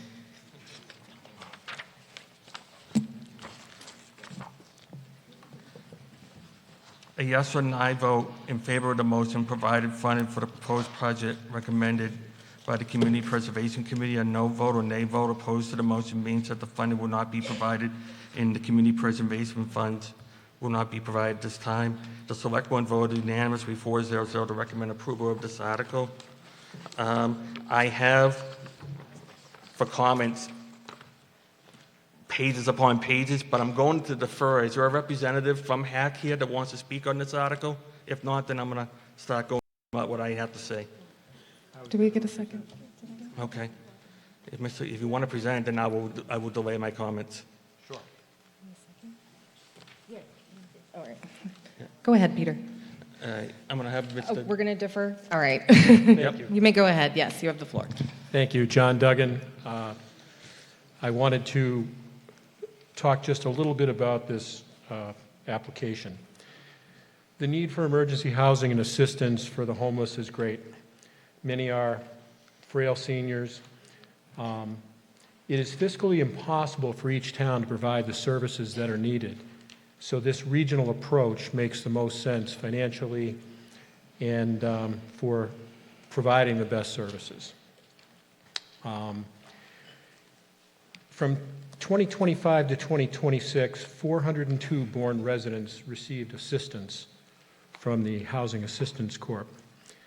That includes emergency overnight bed, rental assistance, financial workshops, funding to prevent homelessness. There are a number of other towns in our county that have already voted to contribute, including Chatham, Truro, Brewster, Sandwich, Dennis. Sandwich and Dennis and Provincetown are pending for this fall. So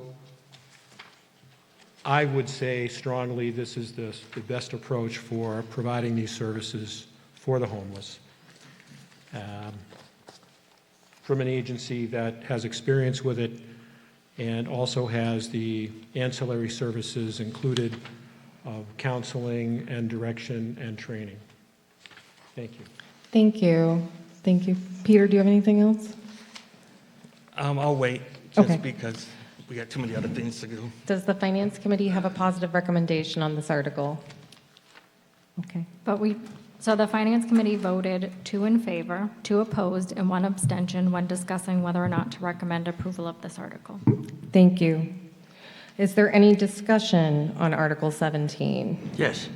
All right, I see you right there. State your name, please, sir. I'm Bob Zabel from Seabreeze Drive. I lived in Bourne for 35 years. Full disclosure, I had been a volunteer for the Housing Assistance Program, or HAC, from 2003 until 2019, when COVID ended my work with them. I was a driver for parents for the Katomet Family Shelter, taking them shopping, sometimes to medical or methadone appointments, and I did some weekly shopping for the shelter itself. At that time, residents who had been homeless came from all over, as often from off-Cape as from on-Cape. A few came from Bourne, and some ended up in Bourne housing. Almost all were parents with relatively young children. As I understand it, the Noah Shelter, as it was called then, in Hyannis, housed adults, not families, who also came from all over. I only know personally now of one man in Bourne who is homeless. He shows up intermittently at the Council of Aging Bridge Cafe, where I now volunteer, with enough money to buy lunch and as much free coffee as he can drink. He carries a lot of his life on his bicycle. That said, in the last 2 years, from the information I have, from 2023 to 2025, I am told there were 42 folks from Bourne who were in shelter over the course of that time, 22 of them placed in permanent housing. We as a town gained from that shelter. HAC is the primary agency for folks who are homeless, threatened with homelessness, or seeking affordable housing, which, as everybody knows, is scarce. Rents and the cost of homes on the Cape have skyrocketed. And if anyone has seen the traffic jams in the morning and late afternoon at the Bourne Bridge over the past several years, it's clear that folks who work among us cannot afford to live among us. Some of the homeless have jobs, and sometimes even the transportation to get to those jobs. In 2025, nearly half of the shelter residents had jobs. They just didn't have the funds for first month, last month, and security, even if they could afford the apartment. They live in their cars or on the streets or move from one friend or family member to another. Current data indicates that shelter residents, or guests as they are called, are older, 62 and above, on fixed incomes, and many have health challenges. 40% were working in the last year, and 84% of them were Cape residents. The shelter takes care of our own. HAC in this warrant is asking for $100,000 from community preservation funds. That's not a lot in comparison to CPA resources, but it's also not chump change. The purpose is to contribute Bourne's share of a regional financial investment in the relocation and reconstruction of what was formerly HAC's main offices into a larger and more resource shelter than now exists. HAC outsourced the administration of what was formerly called the Noah Shelter to Catholic Charities, a social service agency noted for its work among the disadvantaged in life. St. Benedict Joseph Labray is the patron saint of the homeless, and the shelter is now called St. Joseph's House. It is a regional facility on Cape, a temporary home, a respite for folks who need time and help to stabilize themselves and find more permanent housing. The beauty of this facility is that it has adjunct health services and staff who work with the residents as they move through the program toward more stable housing and jobs for those who are willing and able. The shelter also eases demands on first responders and emergency rooms. The new facility will have more usable space and the ability to expand daytime programs for residents. As you have heard, the town's fathers and mothers are mixed in their recommendations on this request. You haven't heard that yet, but you will. The Finance Committee tied while the Select Board was in favor. This new larger and better resource shelter cares for our homelessness. Bourne's homeless included, many in that circumstance through no fault of their own. And many folks in this day and age are just a paycheck away from the same situation. HAC looks out for them in a competent and professional way. It works with our local housing authorities and other charitable organizations on Cape to make sure that anyone who needs shelter can have it and to assist them to a better place in life. I'm sorry, Mr. Zabel. Last sentence. As we are part of this regional request, I urge town meeting to support the CBA funding. Thank you. Thank you. Good timing. Thank you very much. Mr. Doherty, I recognize you. Yeah, 460 West Main Street, as I recall, that building was only half occupied by housing assistants. The other half of it was housed Family Behavioral Services, which was part of Cape Cod Healthcare. So the first question is, does the Housing Assistance Corporation own that whole building? Is there an additional issue with regard to purchasing the other half of it? Mr. Meyer is saying that it's his understanding they own the building. Okay. And the second part is that it is a worthy thing to take care of the homeless. In many cases, the homeless population is working and is employed. However, this is money that's coming out of Bourne taxpayers. What type of preference, if any, is being considered for Bourne residents with regard to the use of this shelter? And will there be any, what I would call accountability with regard to that issue? Are you prepared to answer these questions, Peter? Peter is looking to defer to someone from Housing Assistance Corporation. No? Oh, yeah. Can you state your name for the record, please, to answer that question? Thank you so much. Sue Ross, Pocasset. Housing Assistance Corporation has appeared before the Bourne Housing Partnership and the Bourne Housing Trust. We voted unanimously to support this. Housing Assistance Corporation does own the building. At this present time, they're doing it over. They have a medical facility that I don't remember the name of the corporation. It wasn't Cape Cod Healthcare, I don't believe, that is going to be there also. So when the people are in there, they also will have health services to help them out. Most of the people are seniors. They need some health services. The old building they had was 3 floors. They couldn't get up and down the 3 floors easily. This is something that as Bourne Housing Partnership we've had to deal with. You look around and see maybe only one person that's homeless. That's because our town police, fire have helped HAC get people to the right shelter. then they get counseling, and then they get some kind of help to raise them up.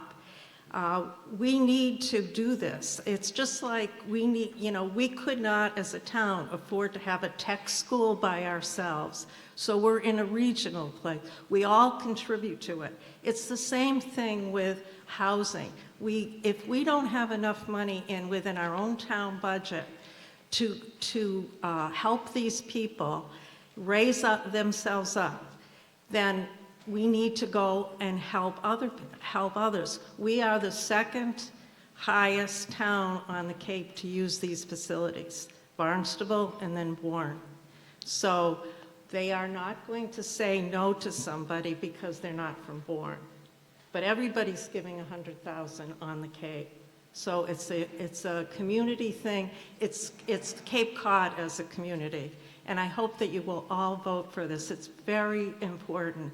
Because you don't see the homeless doesn't mean they're not here. Thank you. Okay. Mr. Doherty, did that answer your question? Her statement has certainly touched my heart, and I certainly withdraw any complaints or rejections to it. Thank you.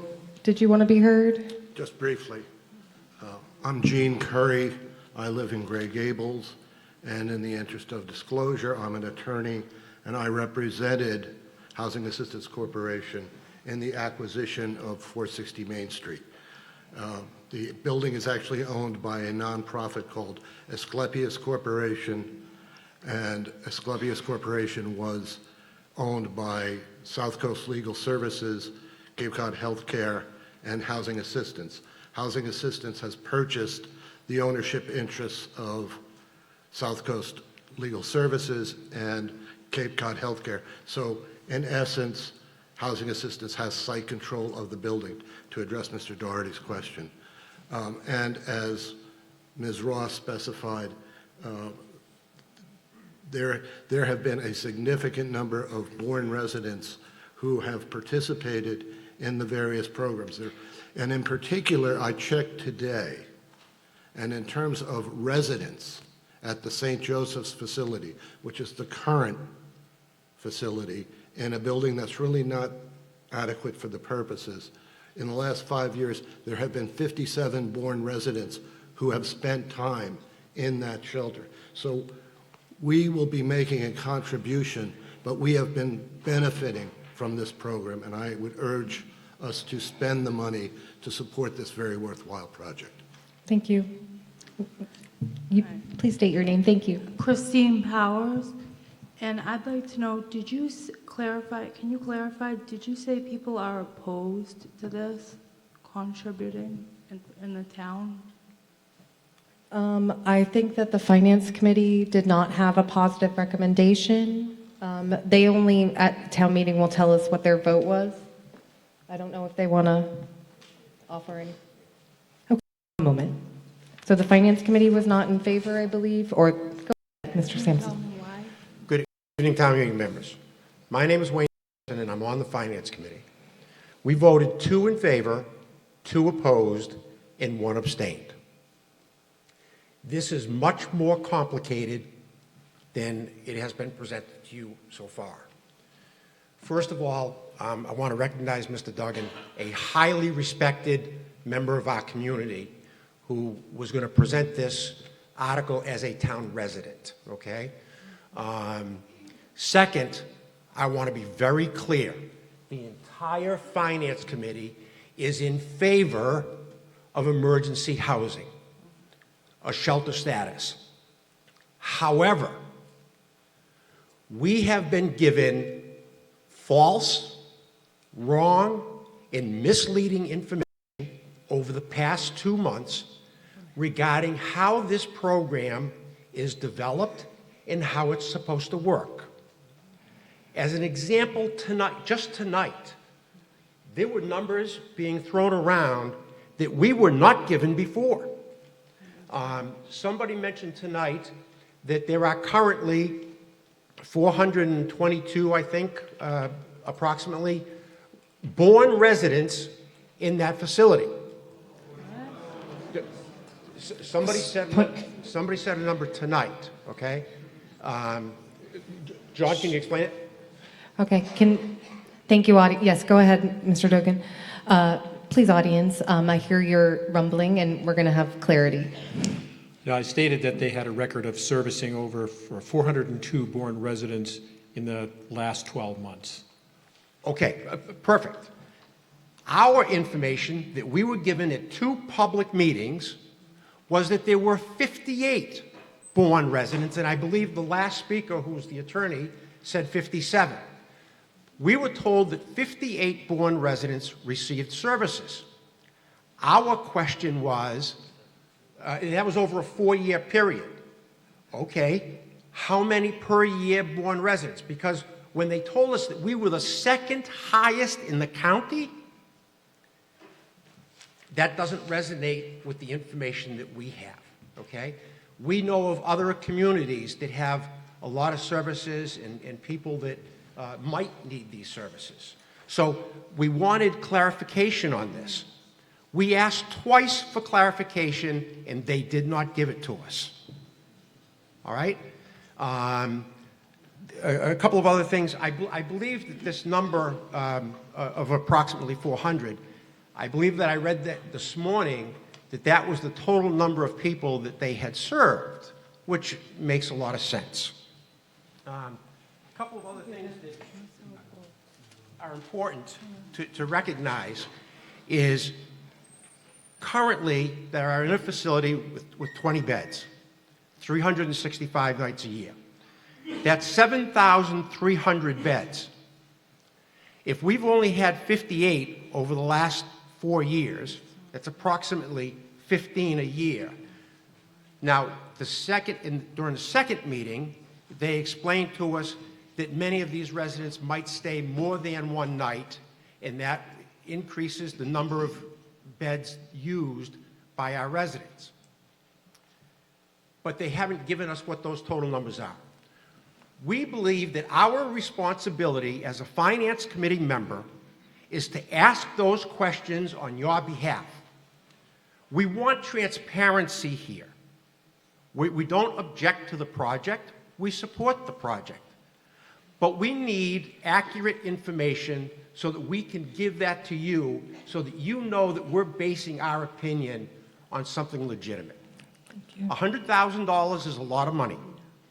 I know that we have other projects being proposed here in town, and we have to weigh and balance those out.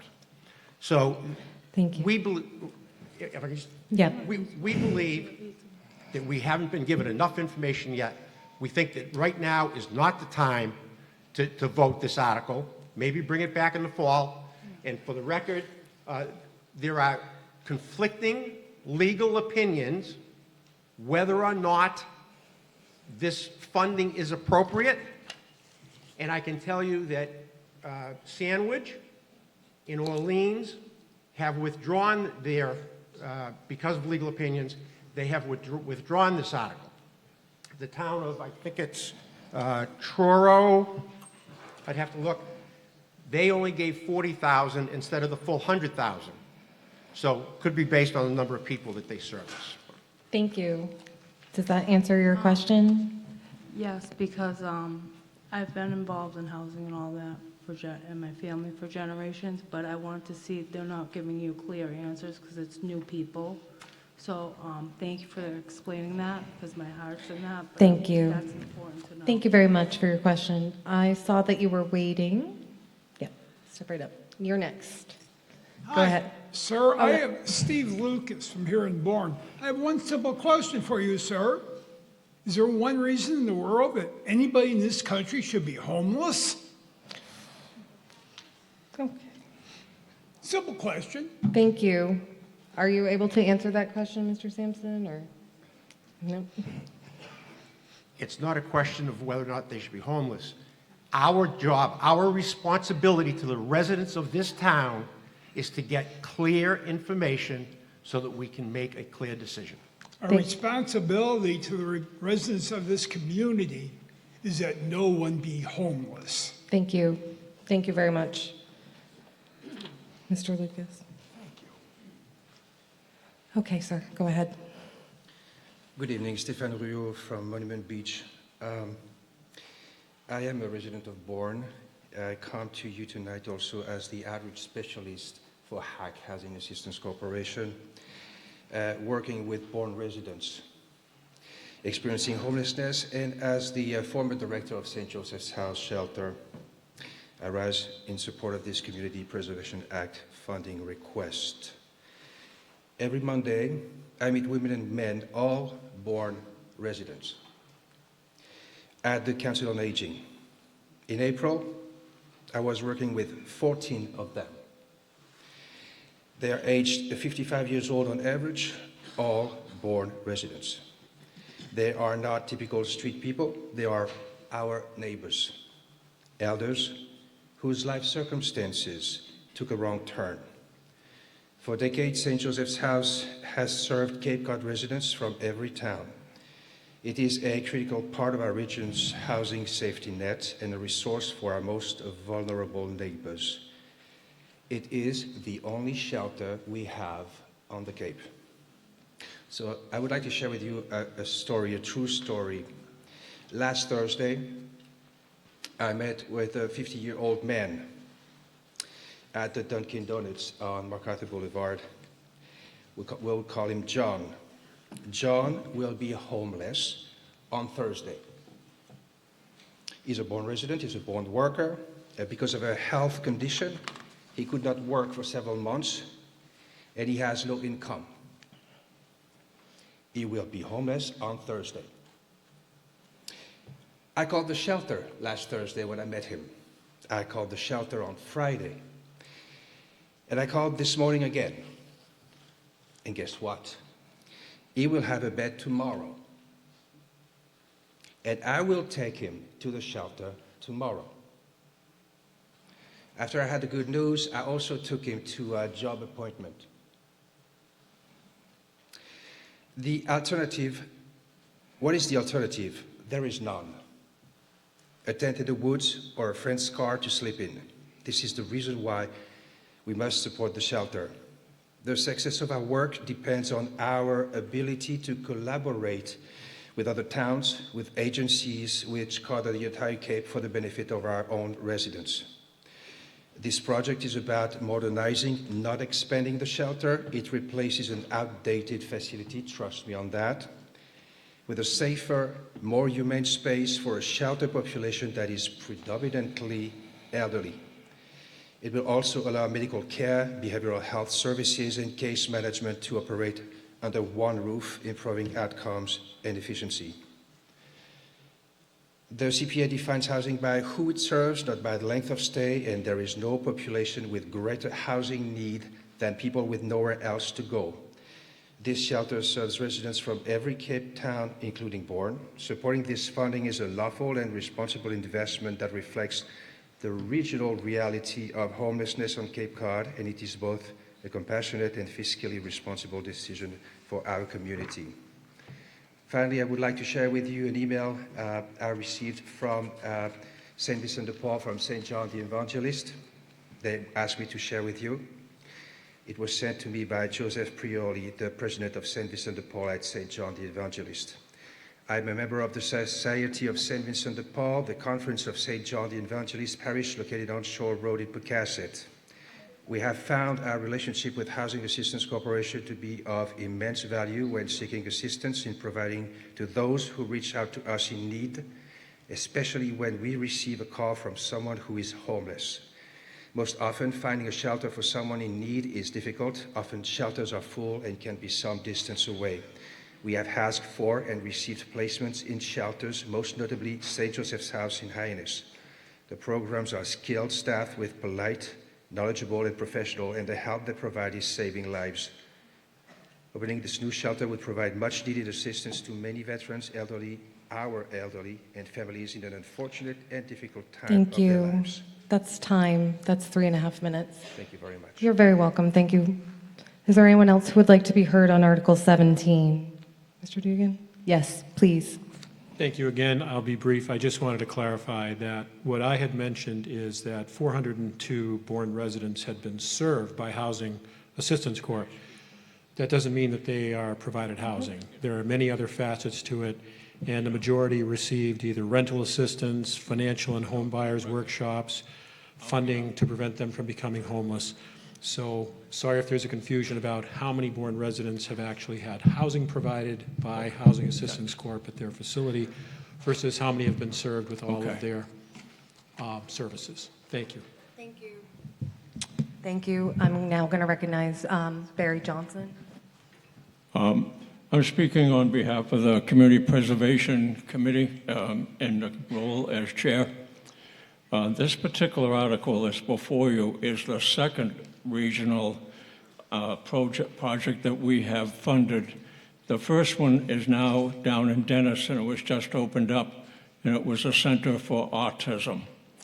On behalf of the committee is what I'm speaking about, that we had a great deal of discussion. We had a great deal of interaction with housing assistance representatives, and we had a great deal of interaction with our town council, which we appreciated very much. The end result of all that discussion was, it's in the article and it's in the motion. Every single condition that we asked to have on this article, Housing Assistance Corporation has agreed to. And you would please take note that if this project does not go forward within 3 years or less, et cetera, the funding expires. So there is a sunset clause to this. And we felt that that was very important to make sure that's there. So the conditions are in the article, and I just wanted to let you know that we did spend a great deal of time on this particular article, and we voted 6-0 to put it forth before the town meeting, the select board, and the FinCom. Thank you. Thank you. Were you? Not yet. You may go ahead. Please state your name. Hi, Julie Hull from Bourne. I'd actually like to direct the question back to the Finance Committee. We heard a lengthy discussion about the two people that opposed and why they opposed. Since there were equal number of people that supported the motion, I would like to hear those that supported the motion, the recognition for why. Would someone in favor like to speak, please? Thank you. There is someone coming. Okay, I recognize Carla Emmons. Hi, my name is Carla Emmons, and I'm from Monument Beach. I know Joe P. from St. Vincent's, and he was very instrumental in my decision, to vote in favor of this article.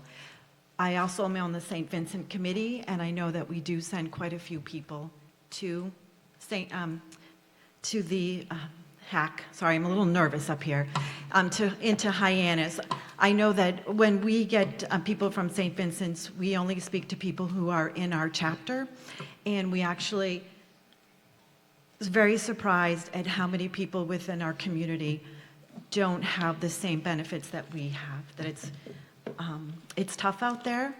And when you do meet somebody in that situation, it's very humbling, and you wonder how they can continue in this process of not having a lot of resources. So we don't have one here, and we have a few options in Bourne, but Hyannis is actually a great possibility to be able to serve a lot of people in our larger community, but also from Bourne. Just see how nervous I was? Thank you. You did great. Thank you. Did that answer your question? I'm sorry. Yes, I just wanted to be able to hear the other side from the same group, since the other groups were all unanimous. It helps to hear both sides. Thank you. Are you next? All right. You can be next, sir. Hi, Ron Everett, and I'm from Bourne. I just want to say that I want to agree with Mr. Lucas, who said that nobody should be homeless.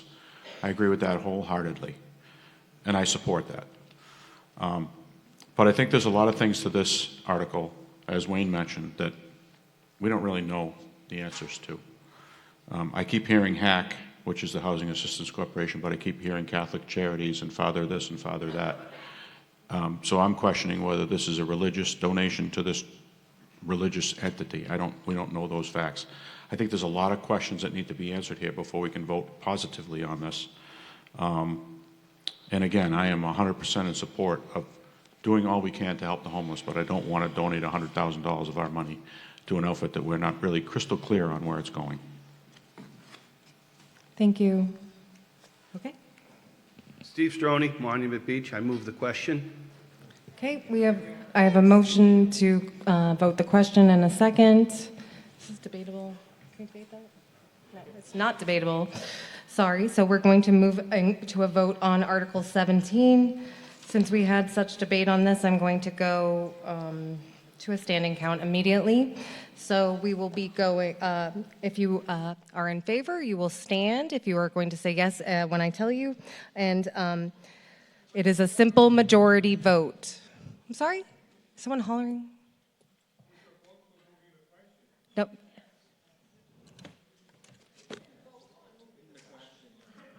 We're voting on that right now.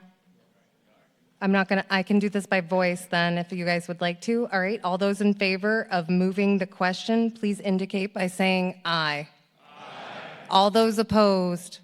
I declare the ayes have it. I declare it is unanimous. We will now move to a vote on Article 17, and I'm going to a standing count, please, tellers. Thank you. All right.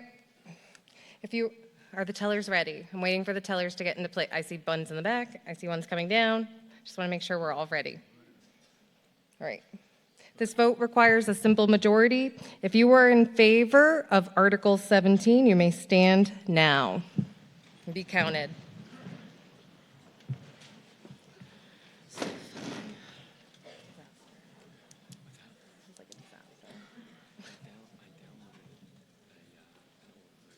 I believe you. There's just no way to know. I'm not sure yet where we are yet. I know. Just let me know. I know. Thank you. Thank you. Thank you.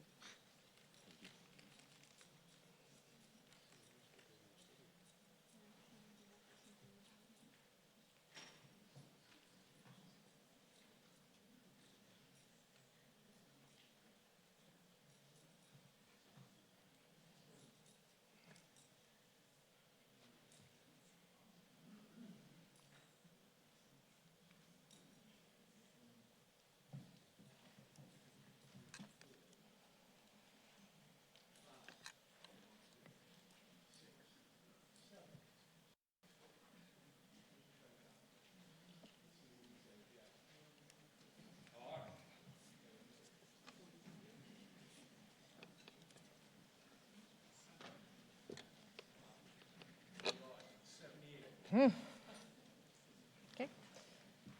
I'm going to do the math. There was only 3.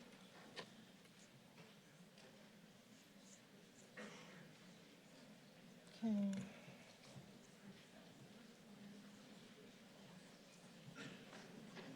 Okay, I have the tally. All right.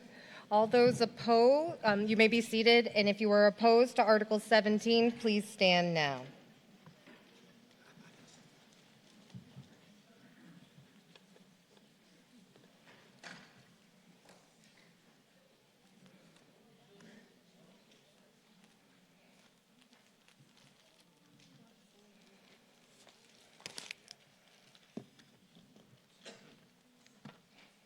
Much faster.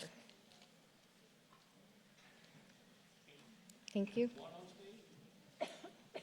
Not me. I'm the tiebreaker. 0-3. Thank you. 12, 8, 20. I declare Article 17 has passed with 199 votes in favor and 20 opposed. All right, we will go to the next article. Article 19.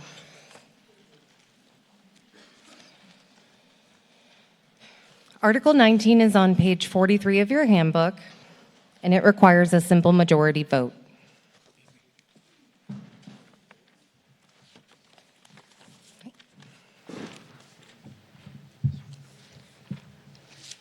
Does the Select Board have a positive motion on Article 19? Yes, we do.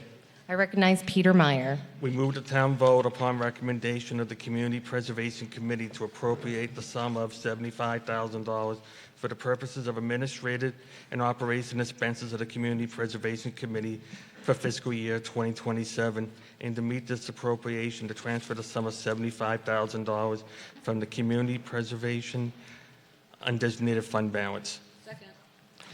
You have the floor. Thank you. The Community Preservation Committee administrative and operating budget is the same as previously requested at the last annual town meeting. A yes or aye vote in favor of the motion would fund the annual and operating and administrative expenses of the Community Preservation Committee. A no or nay vote opposed to the motion means that the Community Preservation Committee will not be able to have any fund to pay expenses related to administration and regular operations. The Select Board voted unanimously 5-0-0 to recommend approval of this article. Thank you. Does the Finance Committee have a positive recommendation on Article 19? We do. You may have the floor, Mr. Sampson. The Finance Committee recommended unanimously in favor, 5-0-0, to recommend approval. Thank you.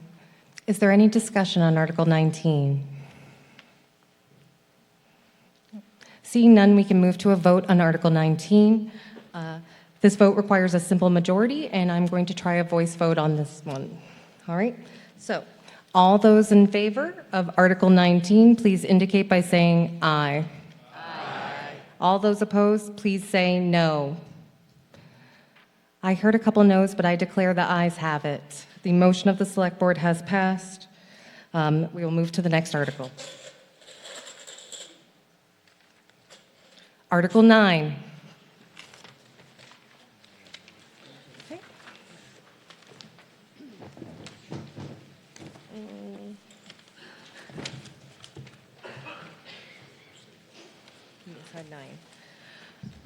Article 9 is on page 30 of your handbook, and it requires a 2/3 majority vote. Does the Select Board have a positive motion? Yes, we do. I recognize MJ Mastrangelo. Thank you. We move to accept as town ways the layout by the Select Board of the private ways known as Spinnaker Lane and Daniel Webster Lane, more particularly described as follows. 50 feet in width as shown on the plans entitled Spinnaker Lane and Daniel Webster Lane, Bourne 2025 layout, consisting of 6 sheets, prepared by Brackett Engineering, Inc., field data collected June 24th, 2025, and accepted by the Select Board on July 30th, 2025. Said layout extending along the private way known as Spinnaker Lane and Pecasset, continuing southerly and then westerly, all shown on said plans recorded or to be recorded with the Barnstable County Registry of Deeds and or the Barnstable Registry District of the Land Court. Daniel Webster Lane, 40 feet in width, as shown on the plans entitled Spinnaker Lane and Daniel Webster Lane, Bourne 2025 layout, consisting of 6 sheets prepared by Brackett Engineering, Inc., field data collected June 24th, 2025, and accepted by the Select Board on July 30th, 2025. Said layout extending along the private way known as Daniel Webster Lane in Pecasset, Barnstable County, Massachusetts, from its northerly connection with Spinnaker Lane and continuing southerly, all as shown on said plans recorded or to be recorded with the Barnstable County Registry of Deeds and or the Barnstable Registry District of the Land Court. And further, to authorize the Select Board to acquire by gift, purchase, or eminent domain the fee interests, rights, and easements in, over, under, across, and along said ways necessary for the layout and the acceptance of Spinnaker Lane and or Daniel Webster Lane as public ways, all shown on the above referenced plans. And further, to authorize the assessment of betterments pursuant to Mass General Law, Chapter 80. And further, to authorize the Select Board to proceed with the construction, reconstruction, repair, and improvement of said ways, and to borrow the sum of $602,250 to fund the cost of said acquisition, engineering, construction, and all other expenses incidental thereto, or take any other action in relation thereto. You have the floor. Thank you. This article to accept these roads as public ways is momentous. In April of 2024, the Select Board approved a new policy that outlines the steps required for a road to be accepted as a public way. For many years, there was a bylaw, 3.1.37, that allowed the town to accept roads, but there was no policy on the process for a road to be accepted as a public way by the town. This is the first time roads have come to town meeting for acceptance under the new policy. The policy requires that at least 75% of homeowners on the road sign a petition for acceptance. If a road is constructed in the town and is not accepted by town meeting, it remains a private road because the ownership of the road remains private, even if the road is open to the public. And the homeowners on the road are responsible for maintaining the road because it is privately owned. There are many roads in Bourne that have not been accepted as public ways because the town stopped accepting roads as a way to save money in the mid-'80s, after Proposition 2.5 was implemented.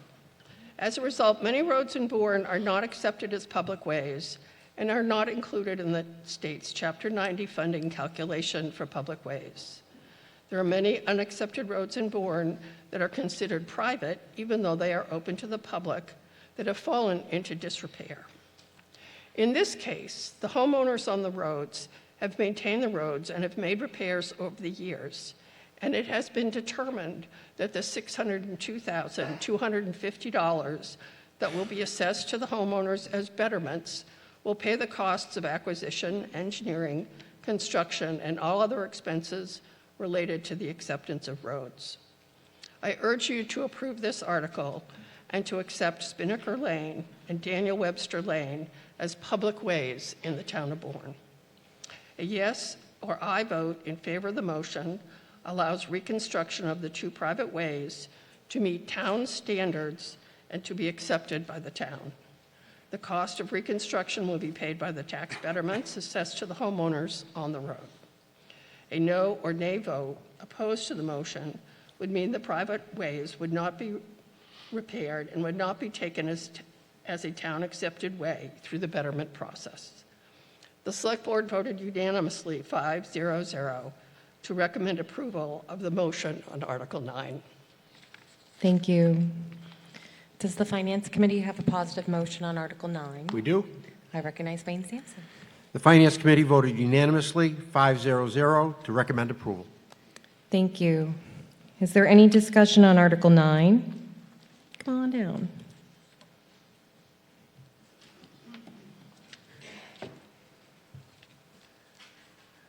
Good evening. Ian Rubenstein from Weldon Park. I do have a couple of questions, Ms. Mastrangelo, if you can clarify, and I appreciate your time.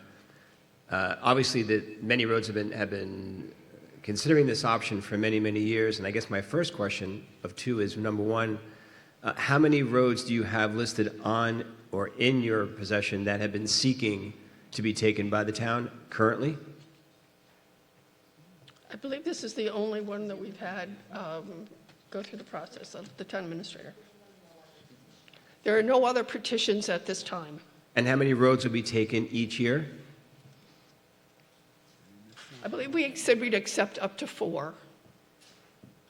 Up to 4. Okay. And then my last question, and thank you for your time. You talked about over $600,000 to improve or to bring the roadway up to standards that the town is deeming appropriate. That $600,000 makes that road then passable or complete for what period of time? In other words, is $602,000 by the town 1 year of a roadway in complete status? Is it by 10 years? I'm going to let Tim Lydon answer this, but there are 2 bylaws in the town. One is temporary repairs of private ways, which is what we have been doing over the years. And there's another article at this town meeting that will ask for that. That there are in our process laid out standards that Tim can explain, that this is putting the road into a standard that it can be accepted by the town. Tim Lyden, Town Engineering Department. We've been working towards this policy for several years. We've had a few working groups. It is laid out in the policy. For those of you who aren't familiar, we do have copies of that, I believe, on the engineering department. It may be located in other places on the website. I can't say that there's a warranty for the amount of time in this work, but I will say this will go into our pavement management plan as a fresh new road with a condition rating of about 100. As the road's life goes beyond the next few years, we take an assessment over the years. We're overseeing this construction ourselves. We're really happy to do that. We're going to probably have a third party with construction administration to make sure we're getting the best possible. Spinnaker and Daniel Webster were actually in really good shape. They're about 35 years old. They did the association was together on this. They did crack sealing. We're in a really good place to take this as an asset. You can describe these things as liabilities as well, but this is our road system, and as we go through the years, we will keep a rating on it, and as the years go, DPW will quantify that as it goes in that management profile. But we can't say an amount of time that it'll be top notch for, but we have a really good crack seal program that does lengthen the life of our roads for town accepted roads. So that includes both the condition of the pavement, drainage, et cetera, is what you're looking at for that $602,000? Yeah, so we're going to be doing, drainage by drainage. We're not doing any real big overhauls in these systems. We're really just, taking out the covers and the frames, maybe replacing them. We're going to assess the condition of them at the time. Pavement should stay level, so we should be able to we shouldn't have to do any risers or anything like that. So the work was pretty minimal. We're going to do, a mill and overlay, and we should be done, and then loaming and seeding and some small excavation, but the road's ready to do a quick mill and overlay. And as you mentioned, all the repairs that you're talking about are being paid by those residents. Correct. Thank you. Thank you. All right. Yes, I see you, Mr. Linsky. Quick question. How many homeowners are sharing this $600,000, and are they equal shares, or is it based on frontage? It's based on frontage. And how many? 49. Thank you. Thank you. Would anyone else like to be heard on Article 9? Seeing and hearing none. Although this vote requires a 2/3 majority, I'm going to try it as a voice vote. Is there anyone else who wants to be heard? No? Okay. So we're going to go ahead to a voice vote on Article 9. All those in favor of Article 9, please indicate by saying aye. Aye. All those opposed, please indicate by saying no. I declare the ayes have it. I heard a couple noes. I declare it was not unanimous, but I declare the motion of the Select Board has passed. You're fine. Article 18. Article 18 is on page 42 of your handbook, and it requires a simple majority vote.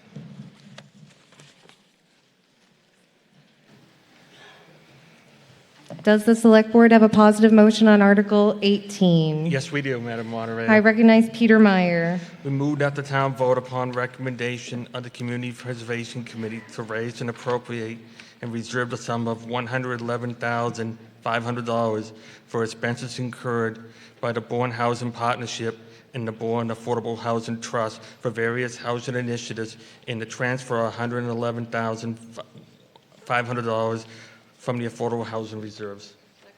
You have the floor.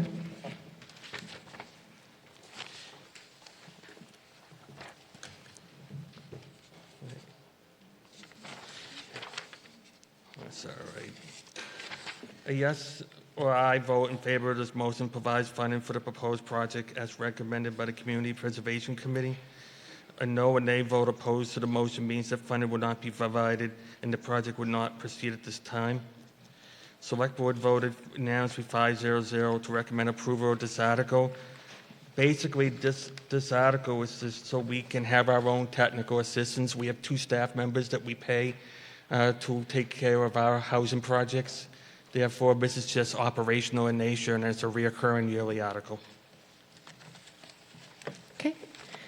Does the Finance Committee have a positive recommendation on this article? Yes, we do, Madam I Moderator. recognize Carla Emmons. The Finance Committee voted unanimously to approve this article. Thank you. Is there any discussion on Article 18? Seeing none, we can move to a vote on Article 18. I will try a voice vote as this vote requires a simple majority. All right. All those in favor of Article 18, please indicate by saying aye. Aye. All those opposed, please indicate by saying no. I declare the ayes have it. I declare the motion of the Select Board has passed.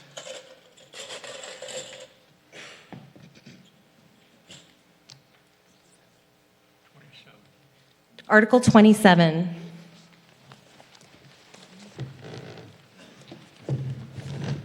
Article 27 is on page 51 of your handbook, and it requires a simple majority vote.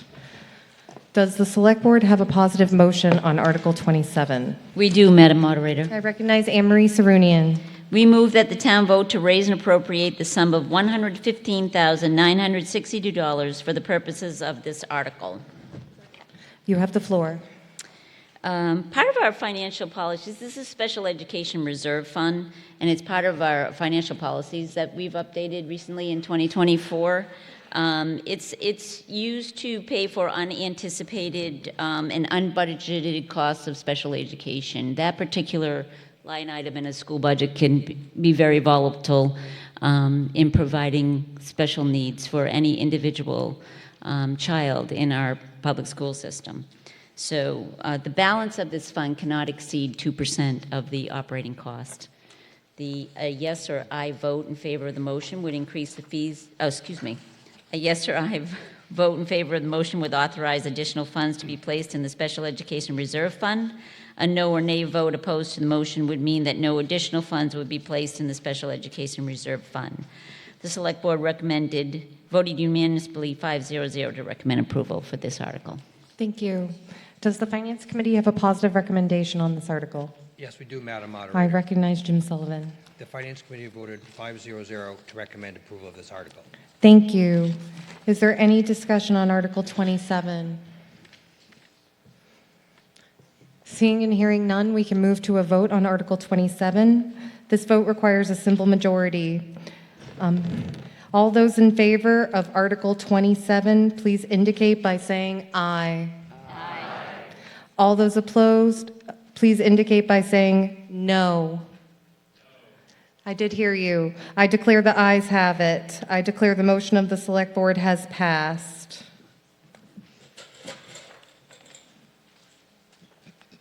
Article 21.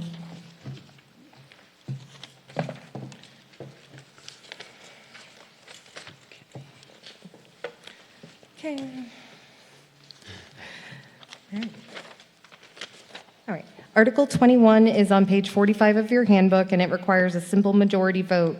Does the Select Board have a positive motion? We do, Madam Moderator. I recognize Melissa Ferretti. We move that the town vote to appropriate the sum of $160,000 for the purposes of this article, and to meet this appropriation, to transfer the sum of $160,000 from free cash. You have the floor. Okay. This article transfer funds to the General Stabilization Fund. By funding another contribution to the Stabilization Fund, the town continues to commit to maintaining a healthy balance in our rainy day reserves in case of a true fiscal emergency. The balance in the town stabilization fund is in excess of $5.7 million and is about 7% of the operating budget and maintains compliance with our fiscal management policies.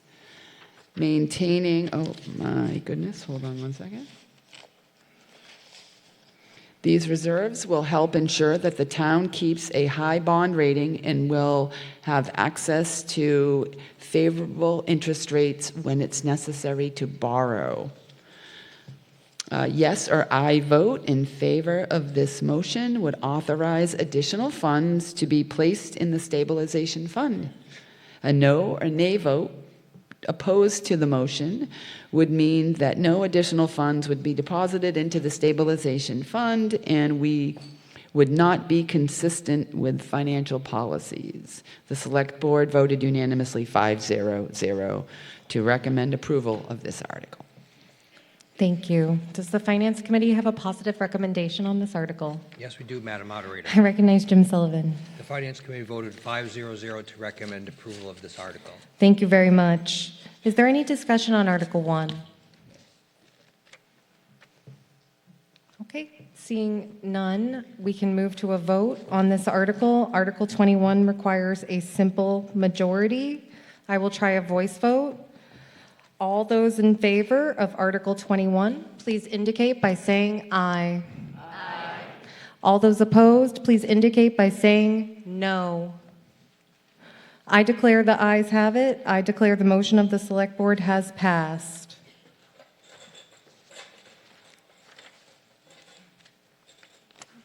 Article 25.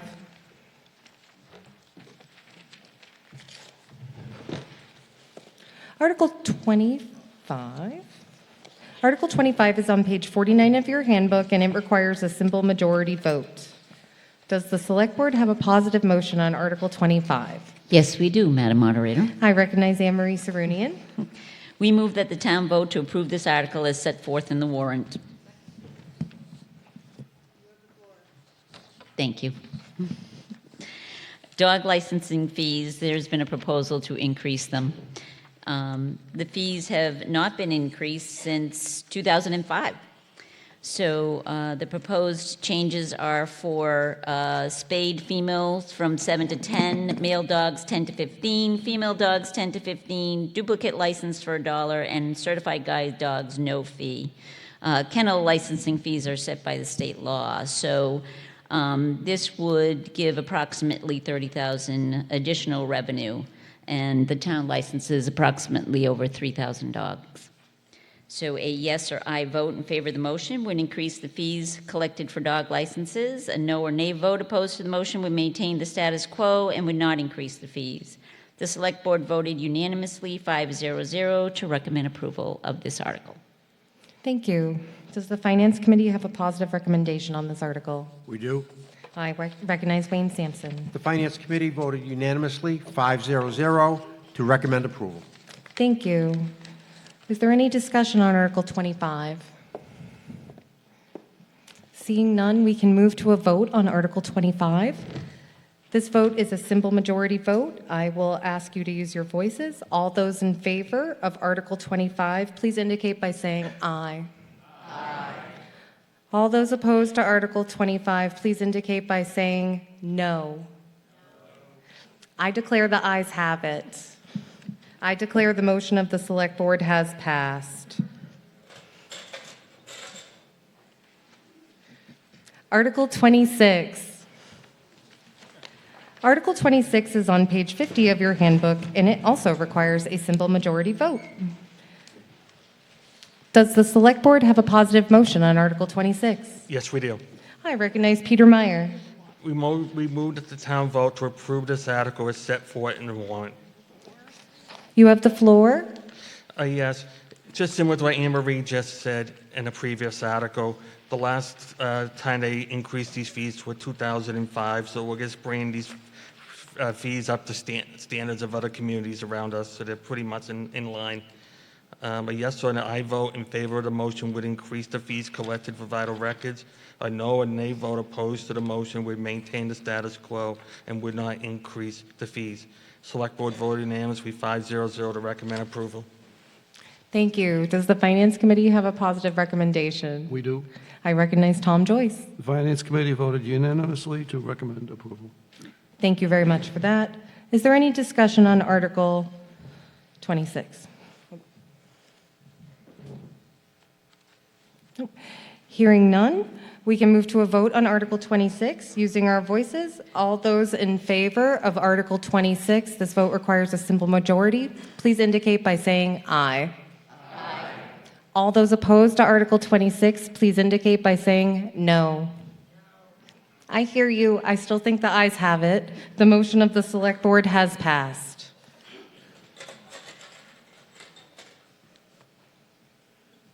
Article 24.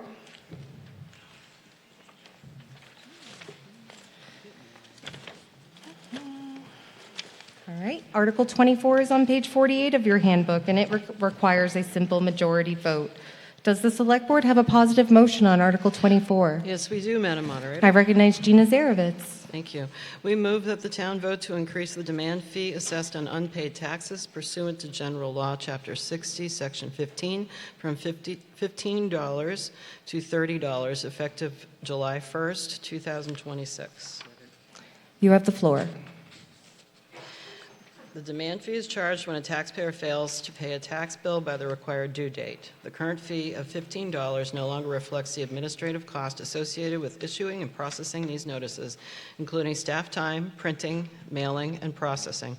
Increasing the fee will better align the charges with the town's administrative costs and with the amounts charged by other municipalities. This adjustment helps ensure the cost of collection efforts related to delinquent taxes is borne by the delinquent taxpayer rather than subsidized by general tax base. A yes or aye vote in favor of the motion would increase the late fees on unpaid taxes. A no or nay vote opposed to the motion would maintain the status quo and would not increase the fees. The Select Board voted unanimously 5-0-0 to recommend approval. Thank you. Does the Finance Committee have a positive recommendation on this article? Yes, we do, Madam Moderator. I recognize Carla Emmons. The Finance Committee voted unanimously 5-0-0 in favor of this article. Okay. Is there any discussion on Article 24? Seeing and hearing none, we can move to a vote on Article 24. This vote requires a simple majority. All those in favor of Article 24, please indicate by saying aye. Aye. All those opposed, please indicate by saying no. I heard you. I declare the ayes have it. I declare the motion of the Select Board has passed.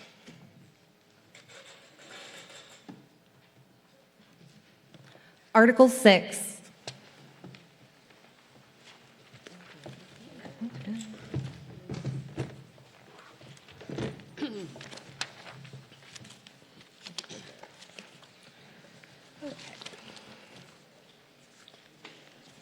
Article 6 is on page 25 and requires a simple majority vote. Does the Select Board have a positive motion on this article? Yes, Madam Moderator, we do. I recognize MJ Mastrangelo. Thank you. We move that the town vote to rescind the vote taken under Article 5-12 of the May 2024 annual town meeting, which authorized the town to borrow funds for the purpose of school wastewater treatment repairs. You have the floor. Thank you. This article rescinds unused borrowing authority previously approved for upgrades to the wastewater treatment plant serving the main campus of the Bourne Public Schools, including the Bourne Middle School, Bourne High School, and Bourne Intermediate School. Voters approved $2.1 million in borrowing for this project at the May 6, 2024 annual town meeting, Article 5-12. Then, at the April 20th, 2025 special town meeting, voters approved a new borrowing authorization of $475,000 for the same project with a modified scope of work. This article therefore rescinds the prior unused borrowing authority of $2.1 million that is no longer needed due to the change in scope. A yes or aye vote in favor of the motion will remove the authority to borrow $2.1 million for this project.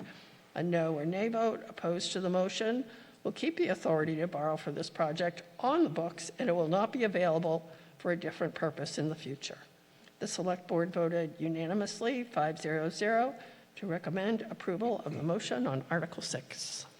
Thank you. Does the Finance Committee have a positive recommendation on this article? Yes, we do, Madam I Moderator. recognize Jim Sullivan. The Finance Committee voted 5-0-0 to recommend approval of this article.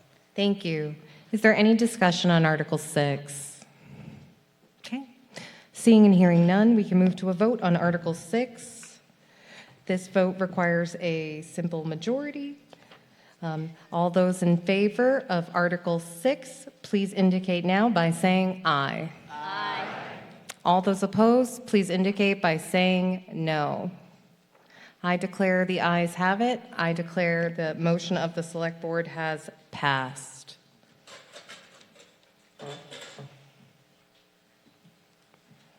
Article 15.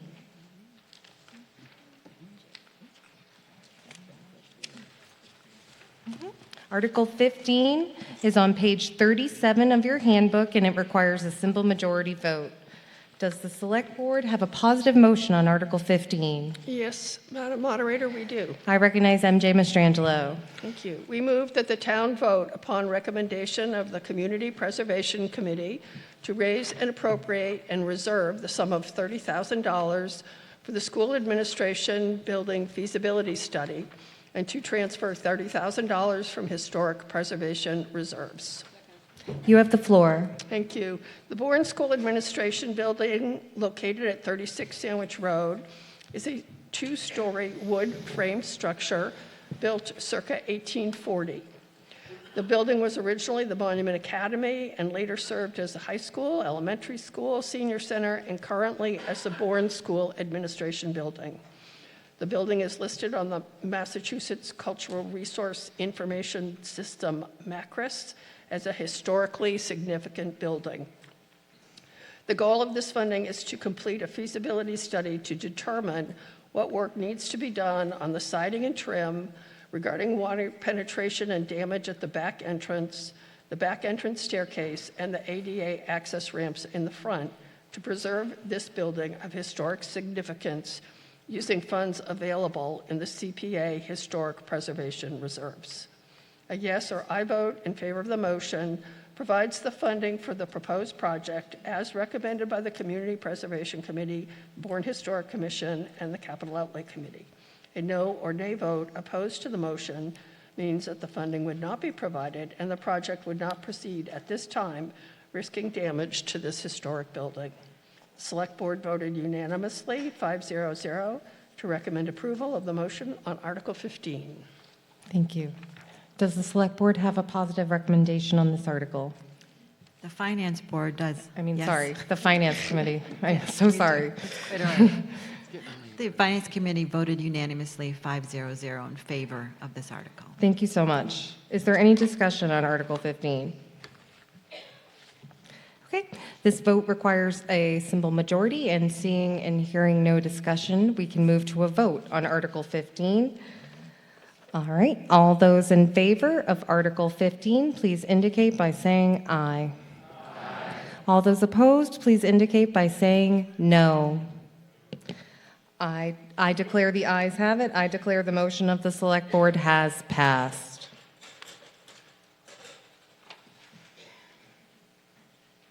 Article 13.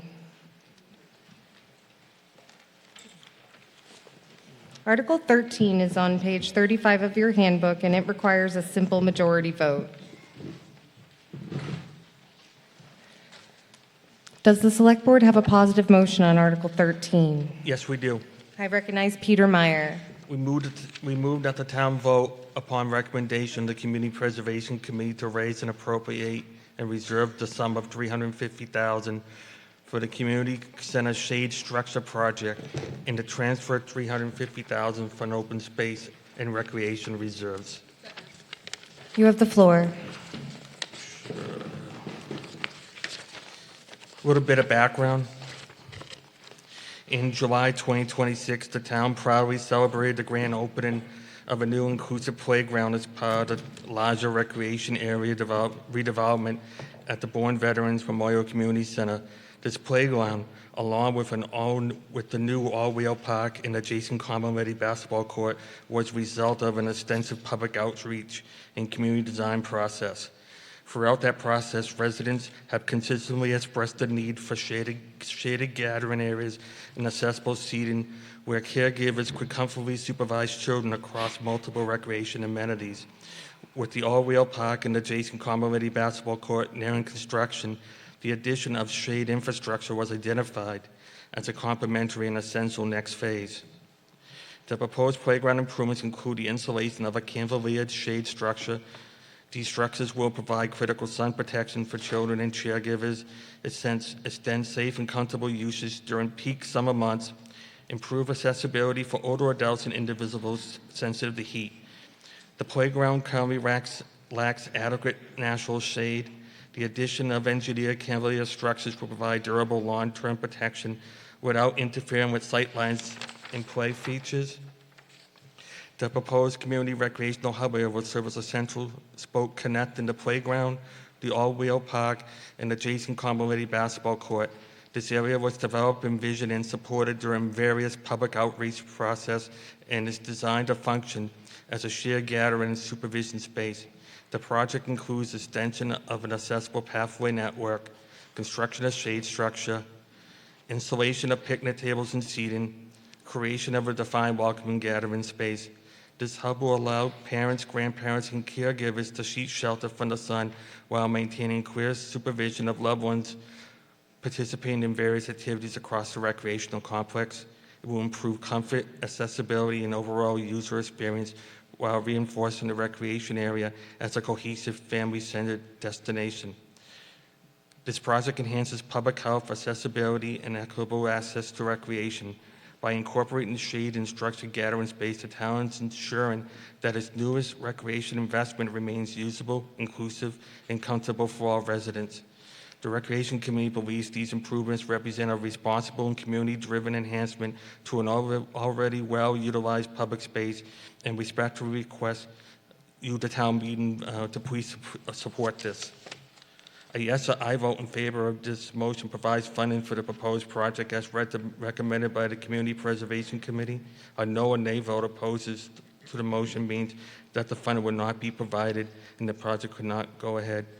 The Select Board unanimously supported this Article 500. Thank you. Does the Finance Committee have a recommendation on this article? Yes, Madam Moderator. I recognize Tom Joyce. The Finance Committee voted 4-1 not to recommend approval. Okay. Thank you. Is there any discussion on this article? I see you, Mr. Doherty.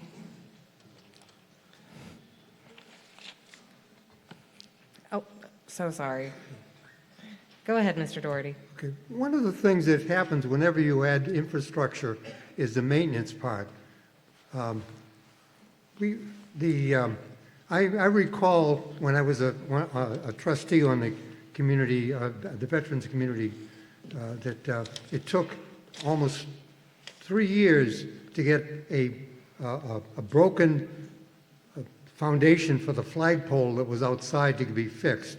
So my question is, while the intent is probably very nice, it's going to add to the responsibility of the town to take care of it. So this is only the first cost. Is there any thought to what the maintenance of this particular addition to the infrastructure is going to cost? The structures, as proposed, are pretty much maintenance-free. Yes, the facilities department's going to have to check in and make sure that it stays safe. But from what I've seen in the specs, this will last a long time, and hopefully they won't be over there that often to have to maintain it, because we deferred a lot of maintenance for many years on many other projects. So I hope that these new ones are going to be standing in good order for a very long time. Okay, and then a second follow-up question: how much reduction of the recreation space is going to be taken up by the addition of this shade area? I don't know specifically how much of the space, but I don't think it's going to be that much.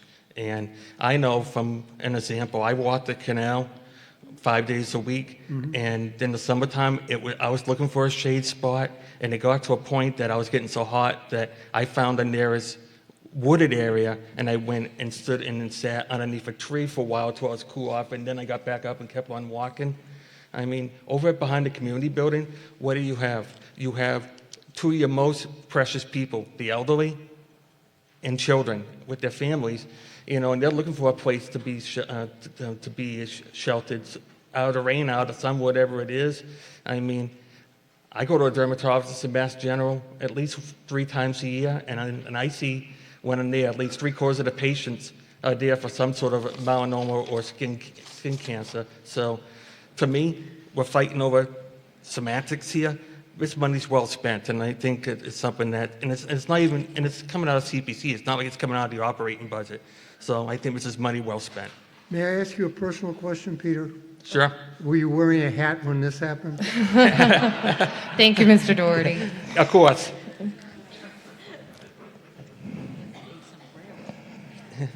Oh, can you tap it and see? There we go. Oh, I have to get very close. Karen Wilson from the Recreation Committee. Thank you, Peter, for saying everything I needed to. And about the maintenance, this Recreation Committee has been very concerned with maintenance. We've been working closely with Katie in the Recreation Department, who works with DPW. So the things that we're trying to do to replace areas that needed a lot of maintenance with things that don't need as much and last longer. There is no shade really behind the community building. There's a playground with none, with basketball courts going to be done over, and the all-wheel park behind it. There's an area in between those three where we'd like to have a shade structure, not just for the kids, but for everybody. I think for recreation, people will use it. The Council on Aging is there, the people that come to the community building. If you see down the street at Buzzards Bay Park, that shade shelter there is used almost all the time. It's great. I get pizza and I go eat over there. They have programs, and the daytime programs in the summer would be great for the kids to use, for other people, for watching the basketball games, for watching the kids at the playground. People have asked for, why we wouldn't use something that was more natural. We'll talk about maintenance. If you have trees there, the trees' roots start coming up, they push up on the concrete, which we would have for accessibility pathways, and maintenance of trees in general when they shed, so that would bring DPW out more.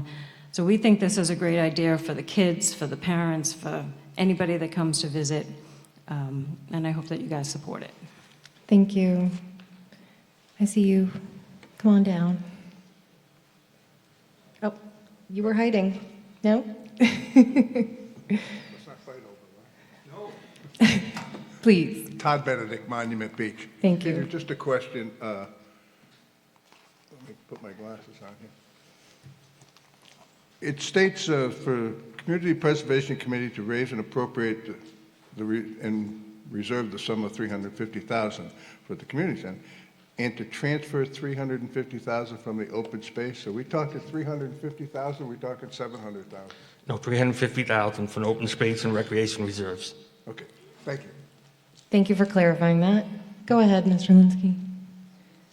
Jim Linsky, I'm also on the Recreation Committee. I'd like to hear from the Finance Committee as to why they voted for 4-1 not to recommend this article.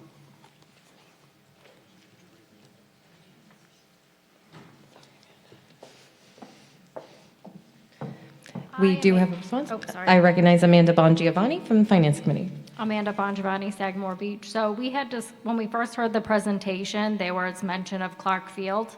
So I live very close to Clark Field. I'm there 3 times a day. That has natural shade. That has plenty of trees. You still have the line of sight that you're looking for. I hear your comments about maintaining the trees and the upkeep there, but I think whichever way you go, you're going to have an expense for maintenance and upkeep, but we like the natural approach and think that in the end it might be more cost effective than a structure. Thank you. Great. Would anyone else like to be heard on Article 13? Okay. Seeing and hearing none, we can try a voice vote on this article as it's a simple majority vote. I'm going to give it a shot. All right.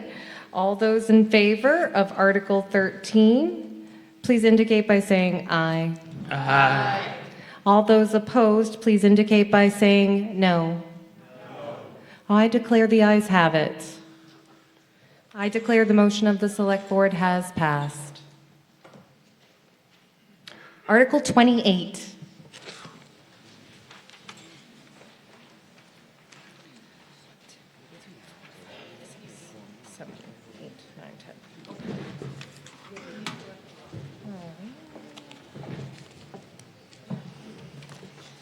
Article 28 on page 52 of your handbook requires a majority vote.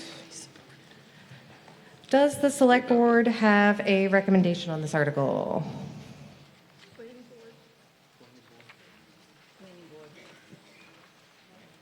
Planning board. I know they're going to make the motion. Okay.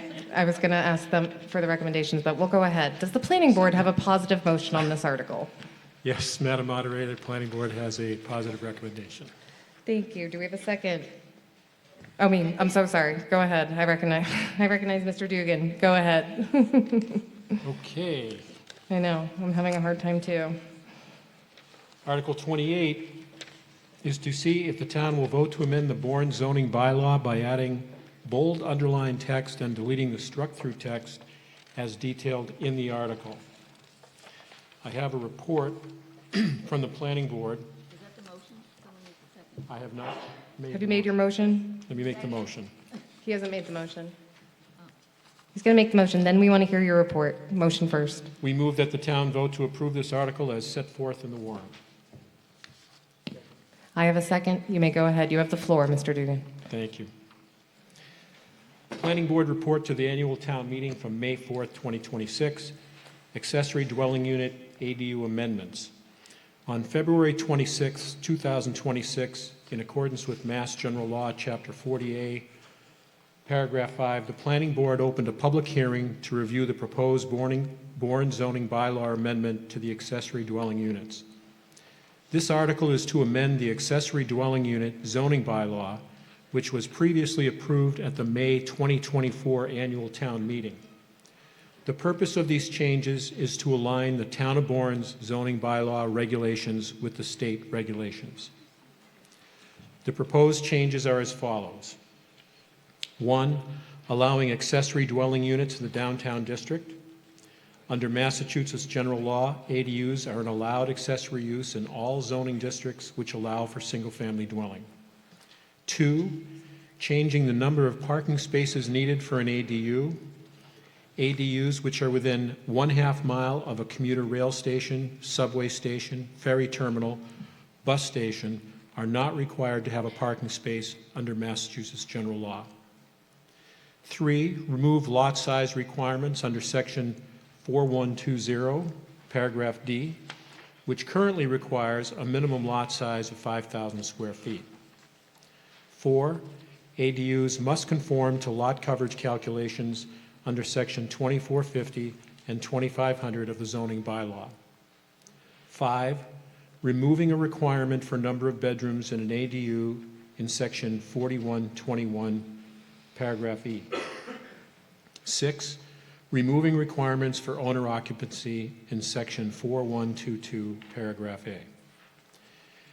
7, changing or adding the definitions of accessory dwelling unit, bus station, commuter rail station, dwelling unit, ferry terminal, hotel or motel, principal dwelling, and subway station to mirror the definitions under Massachusetts general law. The following 8 Planning Board members were present: John Duggan, Chair; Liz Brown, Vice Chair; Catherine Walton, Secretary; Corinne Moore, Jim Robinson, David O'Connor, Amanda Bilodeau, and Rob Frangier. The Planning Board voted unanimously 8-0 to recommend approval of this article. A legal notice was published in the Cape Cod Times on February 6th and February 13th. Respectfully submitted, Board, Planning Board. Okay. Thank you. All right, does the Select Board have a positive recommendation? Yeah, the Select Board voted unanimously 5-0 to recommend approval. Thank you. Does the Finance Committee have a recommendation? Yes, we do. The Finance Committee voted unanimously 5-0 to recommend approval. Thank you. Is there any discussion now on Article 28? All right, seeing none, we can move to a vote on Article 28. Article 28 requires a simple majority vote, so I will try a voice vote. All those in favor of Article 28, please indicate by saying aye. Aye. All those opposed, please indicate by saying no. I did hear a couple no's, but I declare that the motion of the Planning Board has passed. Okay. Next article. Article 23.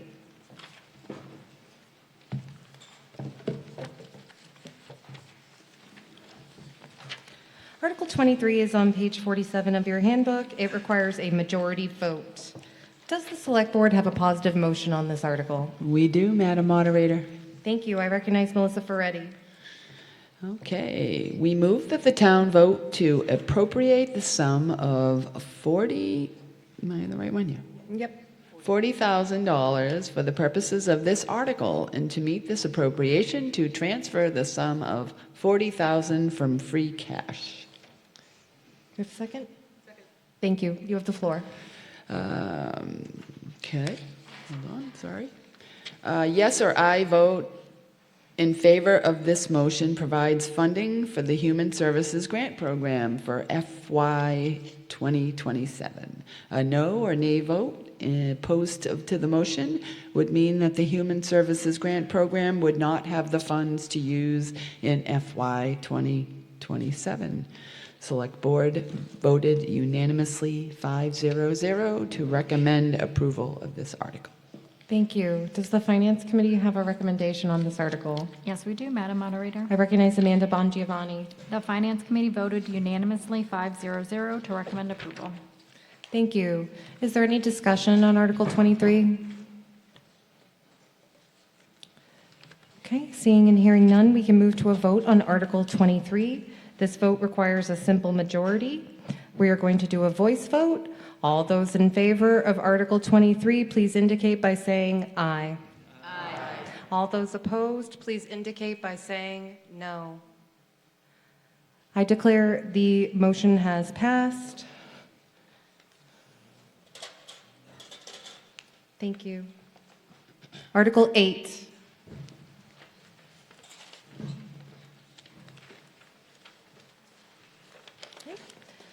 Article 8 is on page 28 of your handbook, and it requires a 2/3 majority vote.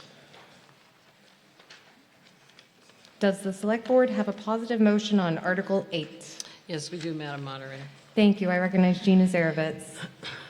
We authorize the Select Board and Conservation Commission to convey, amend, assign, or otherwise transfer to Algonquin Gas Transmission, LLC, a 50-foot wide permanent right-of-way and easement from the town of Bourne to Algonquin Gas Transmission, LLC, for the purpose of constructing, maintaining, and operating a pipeline or pipelines, together with any and all necessary or useful appurtenances thereto, for the transmission of natural gas and all byproducts thereof, permanent access roads necessary to access such facilities, and temporary workspaces necessary for the construction of such facilities on the following properties: 0 Bournedale Road, owned by the town of Bourne, as described in a deed recorded with the Barnstable County Registry of Deeds in Book 14090 and page 282.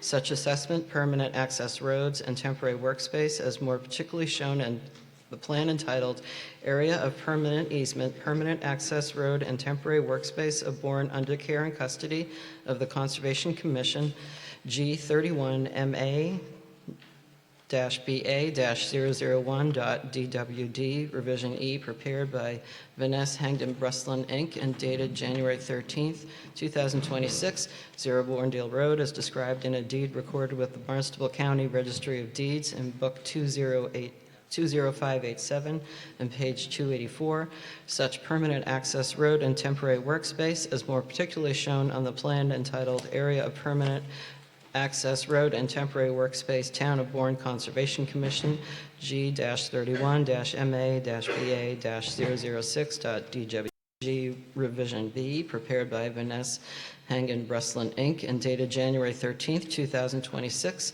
and 0 Desiree Drive, as described in a deed recorded with the Barnstable County Registry of Deeds in Book 8713 and page 321. Such temporary workspace as more particularly shown on the plan entitled Area of Temporary Workspace, Town of Bourne Conservation Commission, G-8-MA-BA-130.001.AR.DWG, Revision C, prepared by Vanessa Hangden Breslin, Inc., and dated October 20th, 2025. Said plans on file with the town clerk under terms and conditions deemed by the Select Board and Conservation Commission to be in the best interest of the town, and to take any and all action, and to authorize the Select Board and Conservation Commission to execute any documents said board and/or commission deems necessary or appropriate in connection herewith, or take any other action in relation thereto.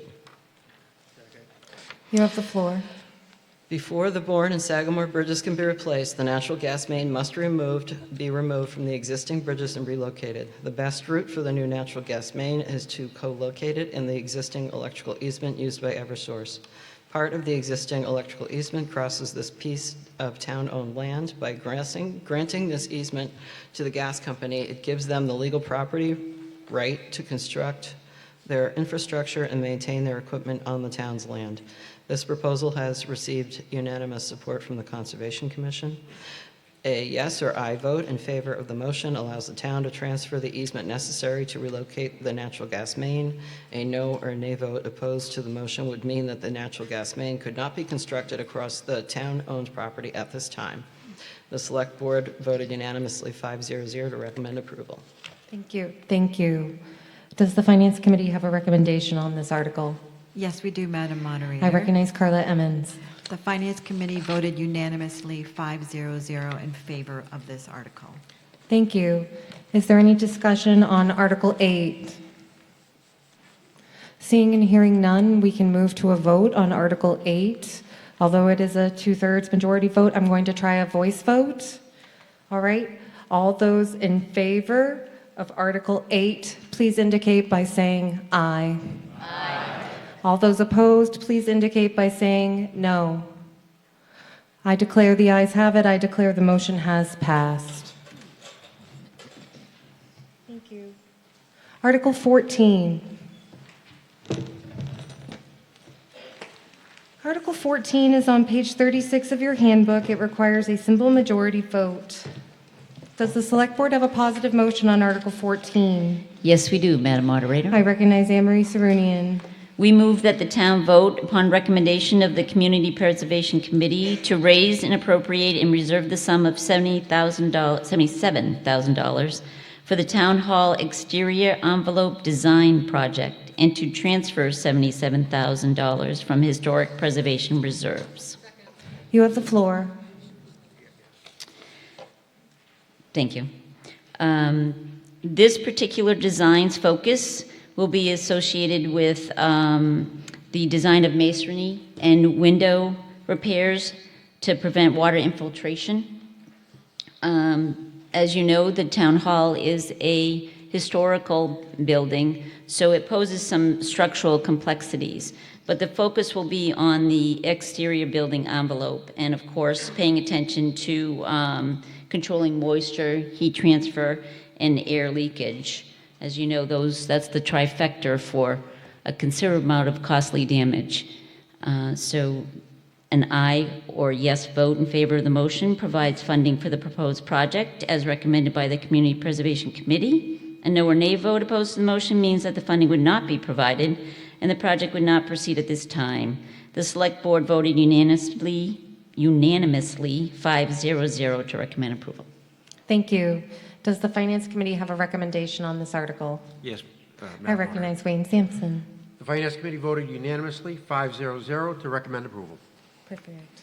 Thank you. Is there any discussion here on Article 14? Seeing and hearing none, we can move to a vote on Article 14. This vote requires a simple majority, so I will try a voice vote. All those in favor of Article 14, please indicate by saying aye. Aye. All those opposed, please indicate by saying no. I declare the ayes have it. I declare the motion has passed. Article 7. Point of order, Ms. Moderator? I recognize Peter Meyer for a point of order. Yes, it's getting close to 10 o'clock. We are close to 10 p.m., so I would at this time entertain a motion to extend the town meeting. I have a motion from the floor and a second from the stage. All right, we're going to take a vote on this.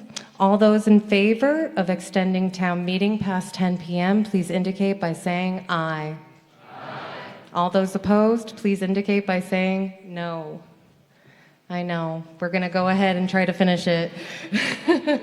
I will tell you, I believe we only have 8 articles left, so we're getting close. All right.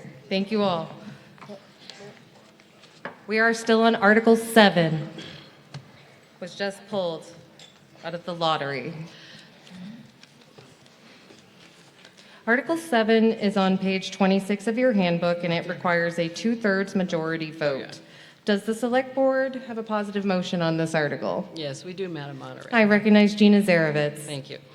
We vote to authorize the Select Board to petition the General to enact legislation to authorize the town, notwithstanding the provisions of General Law, Chapter 30B, acting by and through the Conservation Commission, to transfer, release, and convey a 50-wide permanent right-of-way and easement from the town of Bourne to Algonquin Gas Transmission, LLC, for the purpose of constructing, maintaining, and operating a pipeline or pipelines, together with any and all unnecessary or useful appurtenances thereto, for the transmission of natural gas and all byproducts thereof, permanent access roads necessary to access each such facilities, and temporary workspaces necessary for the construction of such facilities on the following properties: 0 Bournedale Road, owned by the town of Bourne, as described in the deed recorded with the Barnstable County Registry of Deeds in Book 14090 and page 282.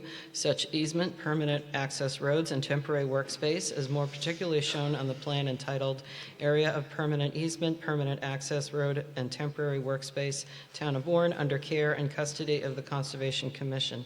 G-31-MA-BA-001.DWD, revision E, prepared by Vanessa Hangen Breslin, Inc., and dated January 13th, 2026, 0 Bournedale Road, as described in a deed recorded with the Barnstable County Registry of Deeds in Book 20587 and page 284, such permanent access road and temporary workspace as more particularly shown on the plan entitled Area of Permanent Access and Road and Temporary Workspace, Town of Bourne, Conservation Commission, G-31-MA-BA-006.DWG, revision B, prepared by Vanessa Hagden Breslin, Inc., and dated January 13th, 2026, and 0 Desiree Drive, as described in deed recorded with Barnstable County Registry of Deeds in Book 8713 and page 321, such temporary workspace as more particularly shown on the plan entitled Area of Temporary Workspace, Town of Bourne Conservation Commission, G-8-MA-BA-130.001.AR.DWG, revision C, prepared by Vanessa Hagden Breslin, Inc., and dated October 20th, 2025. Said plans on file with the town clerk, and to acquire such replacement land as may be required under General Law, Chapter 3, Section 5A, provided that the general court may reasonably vary the form and substance of the requested legislation with scope of general project objectives in this petition, and to authorize the Select Board to take any and all actions necessary or appropriate in connection therewith. Second. You have the floor. This is a piece of town-owned land that is protected under Article 97 of the Commonwealth's Constitution as open space.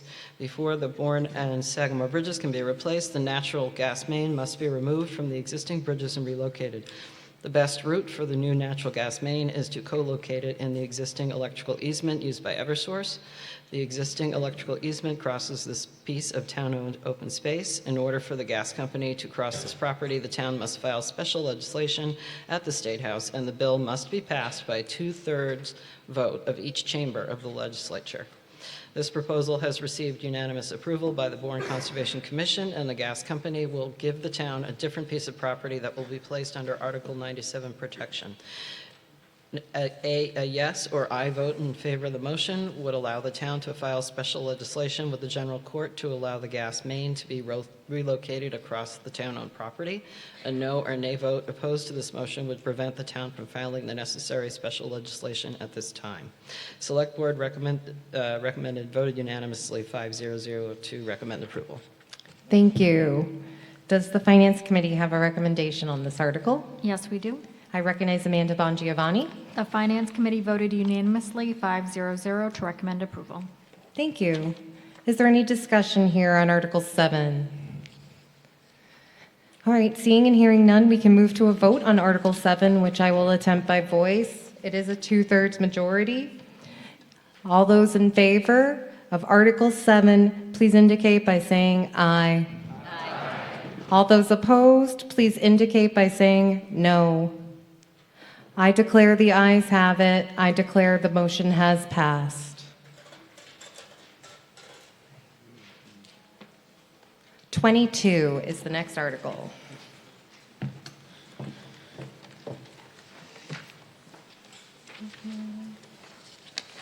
Article 22 is on page 46 of your handbook. It requires a majority vote.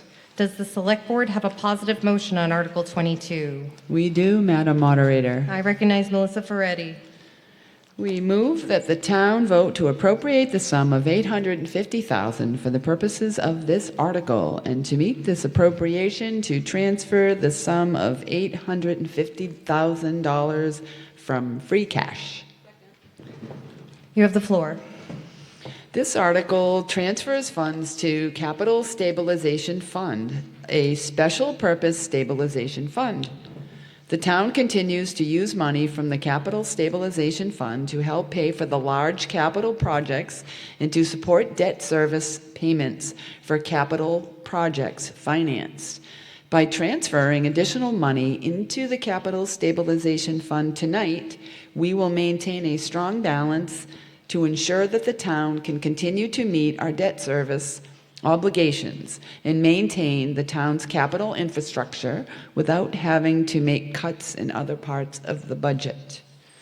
A yes or aye vote in favor of the motion provides funding to increase the Capital Stabilization Fund. This will help ensure funds continue to be set aside for long-term maintenance and replacement of capital assets.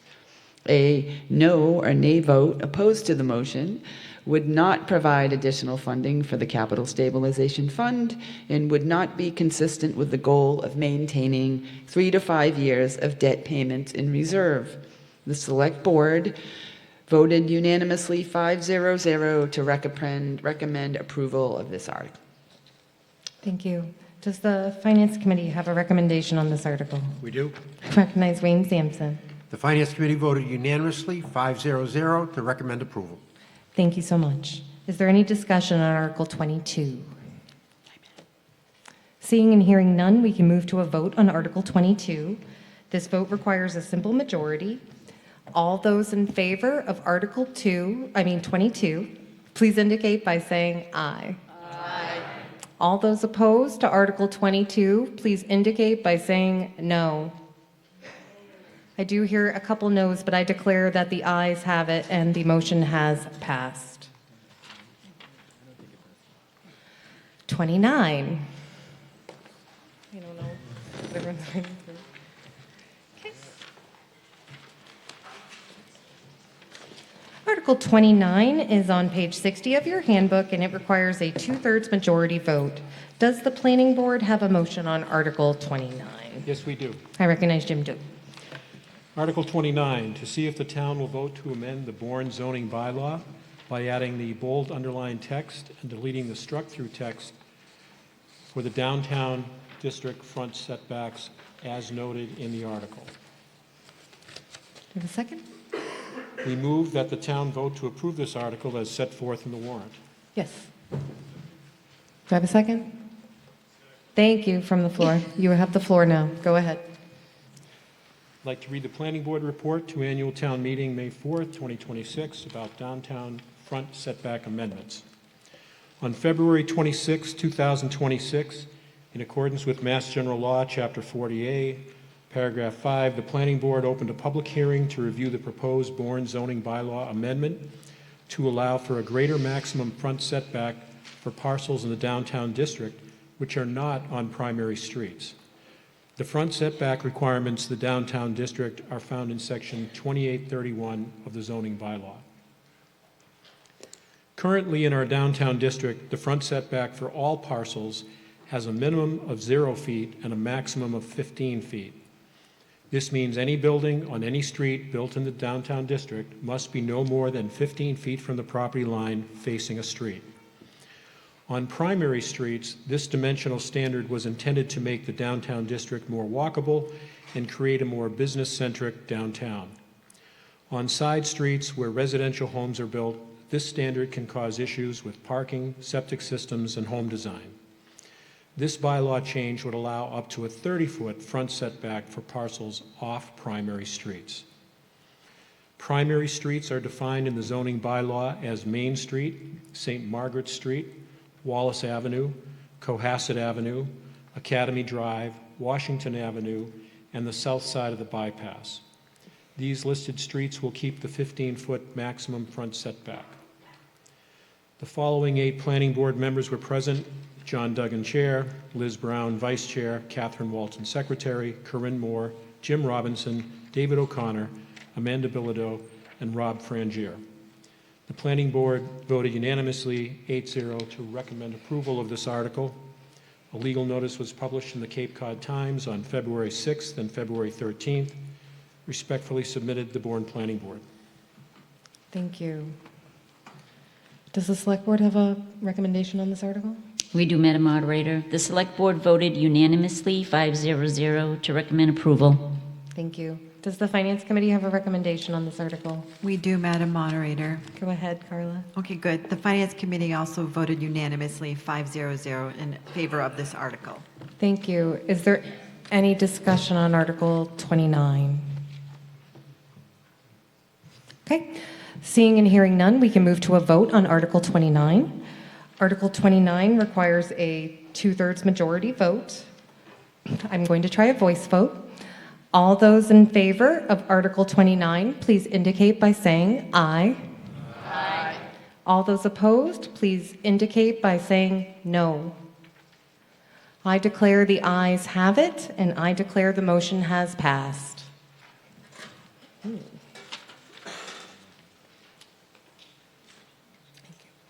Article 20.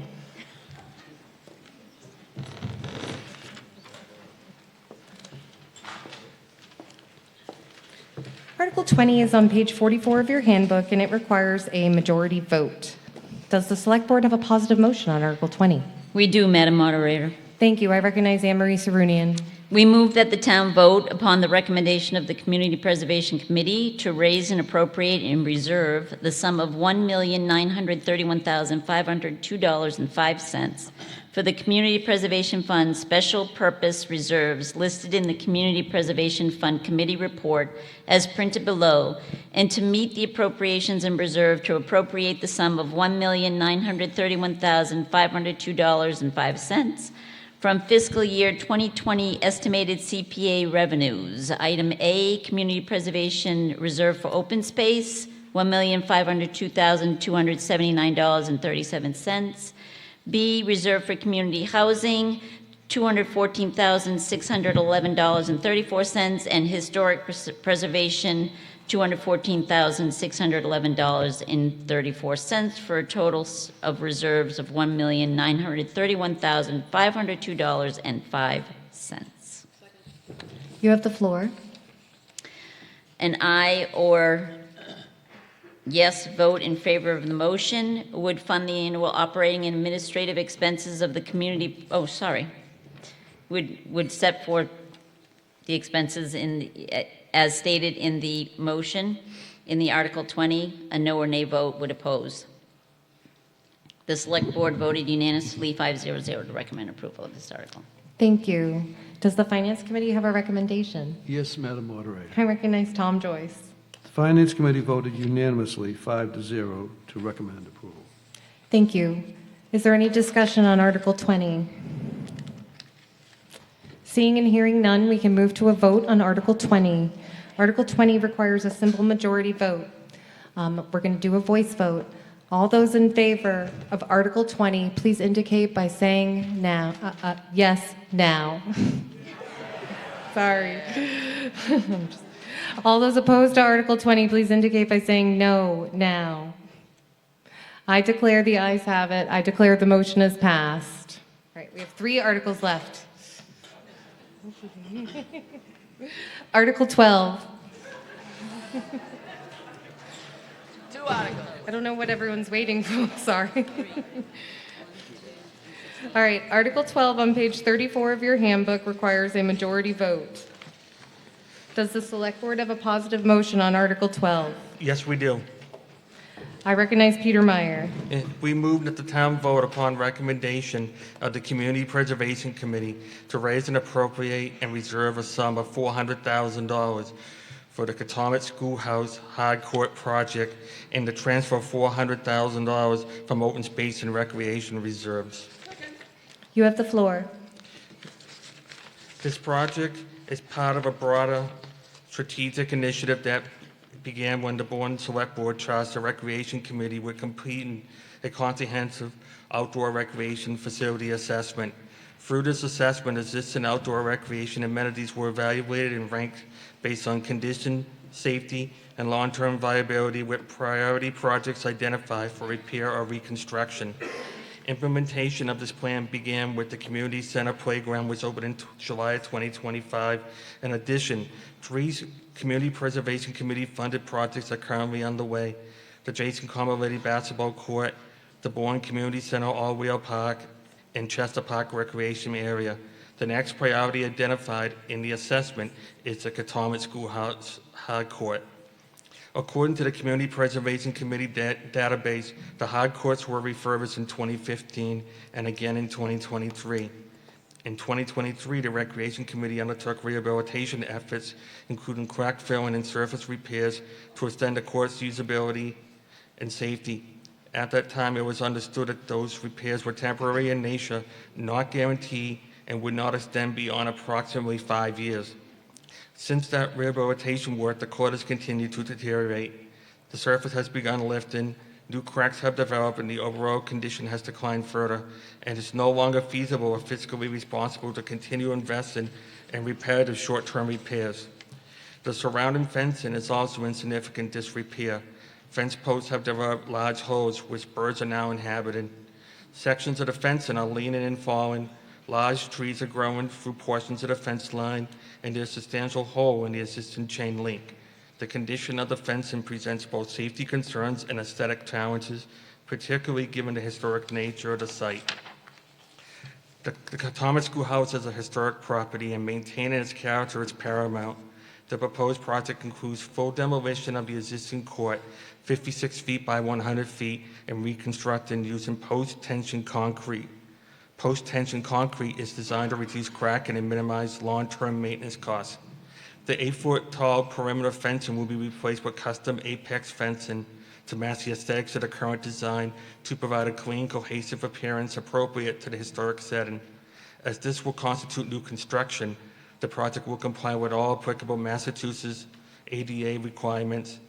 Accessible parking spaces will be added adjacent to the course to improve accessibility while ensuring that they are not located at the foot of the historic schoolhouse. The layout will be designed to preserve the visual integrity of the property. After obtaining project estimates, the Recreation Committee is requesting $400,000 in community preservation funding to complete the demolition, reconstruction, fence replacement, and accessibility improvements. A full reconstruction will provide a safe, accessible, and historically sensitive recreation amenity for residents while significantly reducing recurring maintenance expenses in the years ahead. Accessibility is a critical component to this project.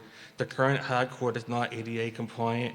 There is no accessible pathway leading to the court, and accessible parking is not provided adjacent to the facility.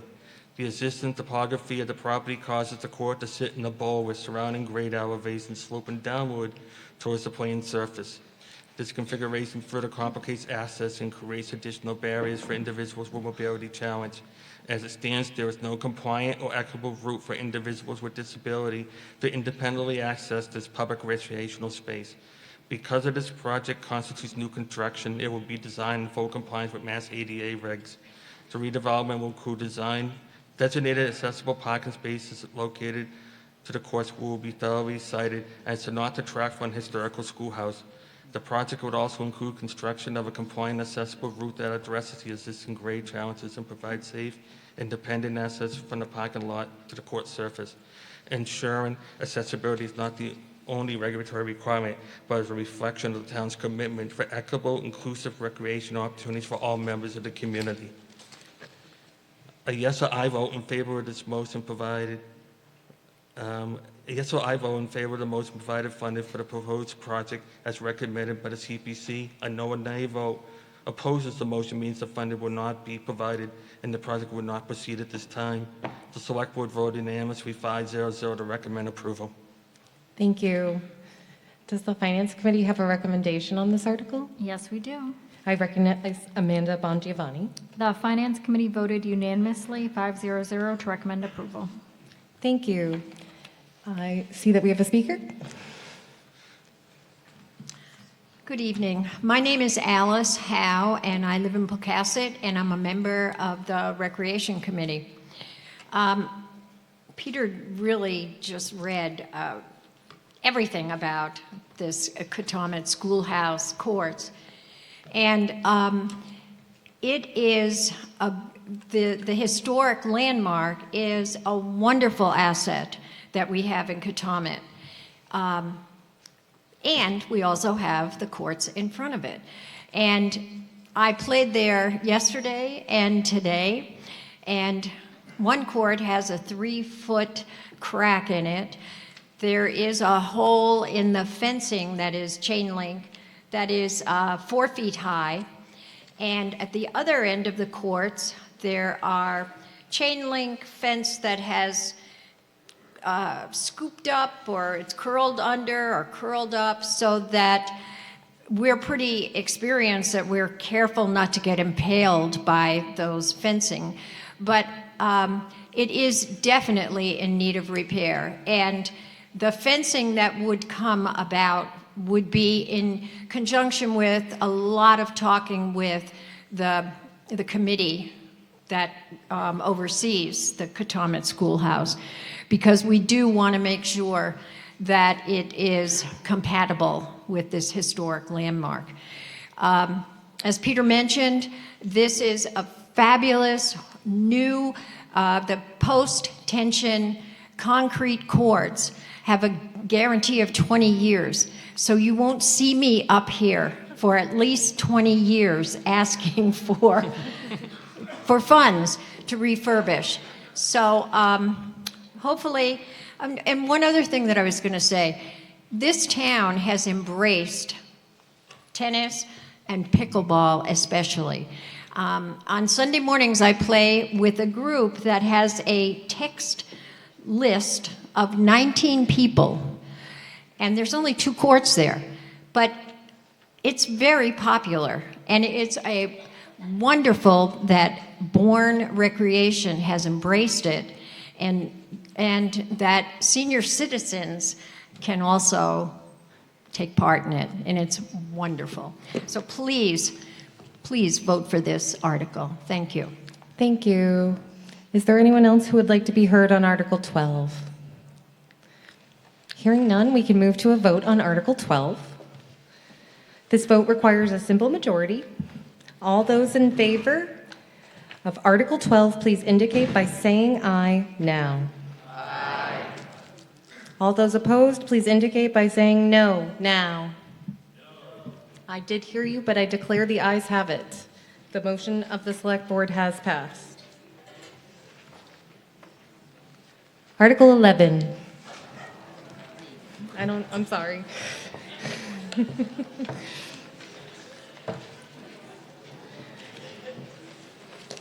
Article 11 on page 33 of your handbook requires a simple majority vote. Does the Select Board have a positive motion on this article? We do, Madam Moderator. I recognize Melissa Ferretti. We move that the town vote to hear reports and recommendations of committees and state or town officers. Second. You have the floor. Okay. Yes or I vote in favor of this motion would allow committees and officers to address town meeting and provide an update on their work. A no or nay vote opposed to the motion would not allow representatives to provide the report to town meeting. Select Board voted 5-0-0 to recommend approval of the article. Thank you. Does the Finance Committee have a recommendation on this article? Yes, we do, Madam Moderator. I recognize Jim Sullivan. The Finance Committee voted 500 to recommend approval of this article. Thank you. All right, at this time, I would invite any members of a board or a committee or state or town office who would like to give a report to approach one of the podiums. I know, I'm just looking just to see if there is any before we vote. All right, we're going to move to a vote on Article. Yes, well, that's why we're going to move to a vote to let him talk. Just want to make, yeah. All right. We're going to go to a voice vote on this. It requires a simple majority. All those in favor of Article 11, please indicate by saying yes now. All those opposed to Article 11, please indicate by saying no now. Ooh, I think the ayes have it. So I'm going to allow. Does anyone have a report they would like to give today? No? Okay, I'm seeing no report, so I'm going to move to the last article. Oh, we have two. Sorry, we have two. Barry just informed me. My apologies. The next one is Article 16. Is that not the one? I'm sorry. Article 16 is on page 38 of your handbook. Does the select board have a motion? Yes, Madam Moderator, we Thank do. you. I recognize MJ Mastrangelo. We're doing 16, right? We move that the town authorize the select board to acquire by gift, purchase, eminent domain, or otherwise, a perpetual conservation restriction under General Law, Chapter 184, Sections 31 to 33 on 2 parcels of land. A parcel of land totaling 7.35 acres more or less, located at 940 County Road in Pecasset Village, Town of Bourne, Barnstable County, Massachusetts, shown on Assessor's Map 48.0 as Parcel 4-0 and shown as Lot 4, 360 square feet, and an unnumbered parcel containing 7.35 acres, more or less, on a plan entitled Plan of Land of Beatrice G. Williams in Catawmet, Bourne, scale 1 inch equals 40 feet, June 10th, 1976, Newell B. Snow, RLS, Buzzards Bay, Mass., recorded in Barnstable County Registry of Deeds, Plan Book 306, page 41, copies of which are on file with the Bourne Town Clerk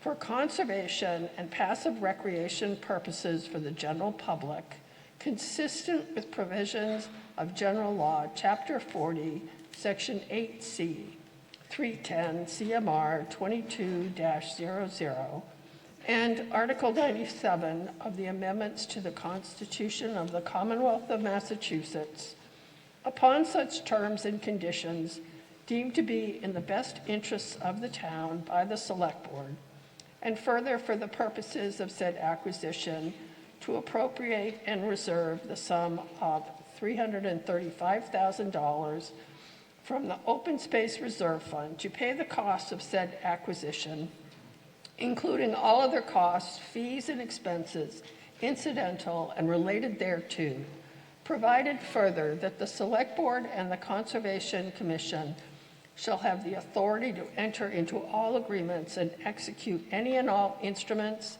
as may be necessary on behalf of the municipality to effect this purchase, provided further that the Conservation Commission shall assume the monitoring and enforcement of the conservation on said property.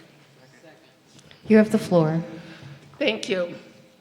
This article would enable the town to continue its partnership with the nonprofit Bourne Conservation Trust, working together to preserve critical open space. In this case, 7.35 acres abutting the 50-acre forest property owned by the county former hospital, on which the town holds the existing permanent conservation restriction, which abuts the other conservation other conservation land. The map of the parcel is shown in Appendix D on page 122 of the voter handbook. The 7.35 acres is comprised of a small 0.01 acre triangle section at the top of the access point to County Road that is 360 square feet, and 7.34 acres, which is the main piece of the parcel, for a total of 7.35 acres. Bourne Conservation Trust would own the land subject to a permanent conservation restriction held by the Bourne Conservation Commission.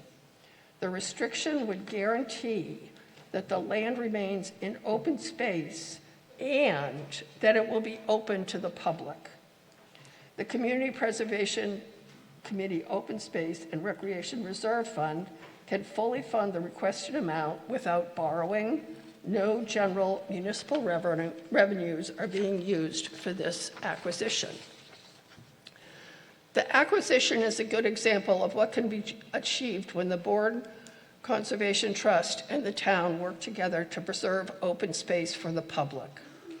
This 7.35 acre parcel has an appraised market value of $700,000. Bourne Conservation Trust was able to negotiate a purchase price of $650,000 with the seller. The conservation restriction purchase splits the cost of acquisition equally between the Bourne Conservation Trust and the town using open space recreation funds designated for this purpose. Preservation of open space and recreational land open to the public is critical to the future of Cape Cod, and so that we do not overtax our limited resources and keep our open space and recreational property open to the public for the use of all. A yes or aye vote in favor of the motion would approve the town's purchase of a conservation restriction on the property so that the land remains open space and open to the public as recommended by the Community Preservation Committee and the Open Space Committee. A no or nay vote opposed to the motion would mean that the town would not provide CPC funding assistance to this open space project. The Select Board voted 4 in favor and 1 opposed to recommend approval of the motion on Article 16. Thank you. Does the Finance Committee have a recommendation on this article? Yes, we do, Madam Moderator. I recognize Jim Sullivan. The Finance Committee voted 4-0 with 1 abstention to recommend approval of this article. Thank you. Is there any discussion on Article 16?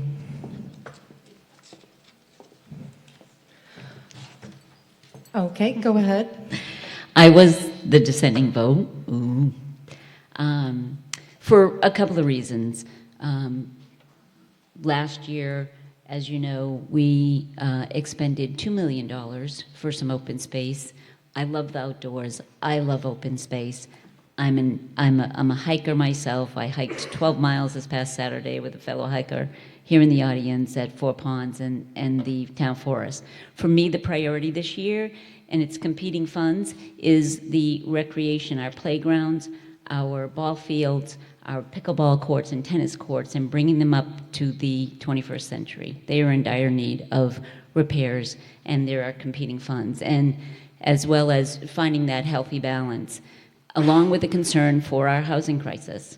We have a crisis here. We're doing a tremendous amount of work, being an MBTA community and reaching our 10%. We've got some great housing projects, affordable housing projects, but we cannot forget about opportunities for families to buy property and build a single-family home and creating neighborhoods. Our growth is down 12%, and when we have a budget for a town that relies heavily on property taxes, our property taxes, to generate that revenue, to pay for the resources and the services we have in this community, we need to generate additional revenue, and the best way to do that is for additional single-family homes, when 83%, I believe, of our budget is from residential property. 78% of that 83 is residential, the rest is industrial and commercial. So for those reasons, my vote was no. Okay, Is there anyone else who would like to be heard on Article 16? Madam Moderator, Yes, go ahead, Ms. Mastrangelo. I had more notes. I was trying to shorten my presentation. No, it's fine.